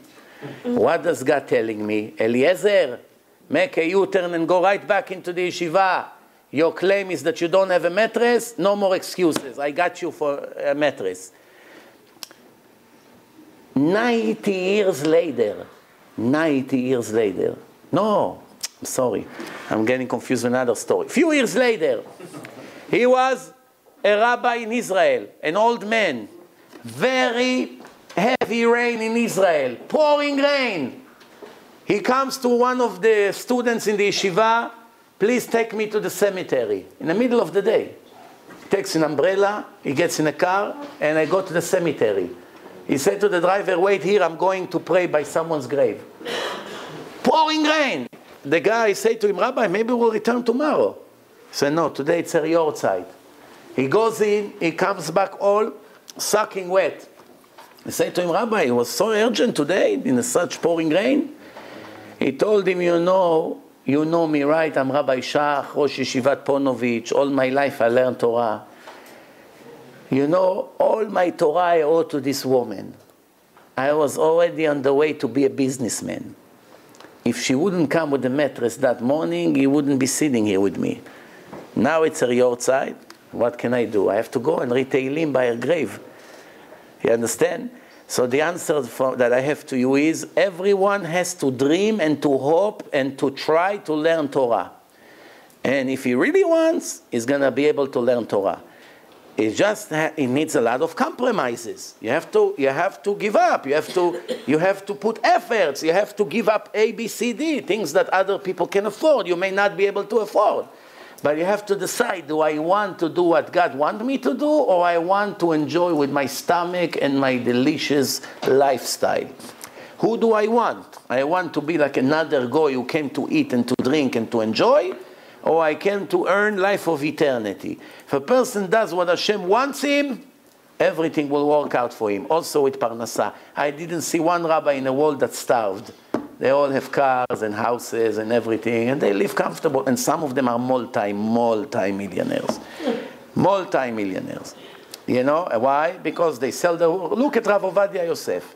He sells 1 million books a year. It's enough. He takes $4 or $5 on every book. It's already 5 million. Just from the books that he sells. And he doesn't even touch it. He writes, they publish for him, they sell for him, distribution. Just every book that's sold, every Chevedat, every this, every Siddur in his name, maybe 30, 40 different books. Thousands of books he sells every week, and he gets some X amount of income from every book. You're right, it's enough to be a millionaire. If Hashem wants, he'll make you rich, whether you learn, whether you don't learn, it's all up to him. I want to thank again to Yael. Thank you all of you to stay for so long. take advantage on the free CDs before I change my mind. And make sure if you have other friends that are not keeping and they are not aware of the Torah, to make sure to give them. It's all right here in Hebrew and in English. Thank you very much.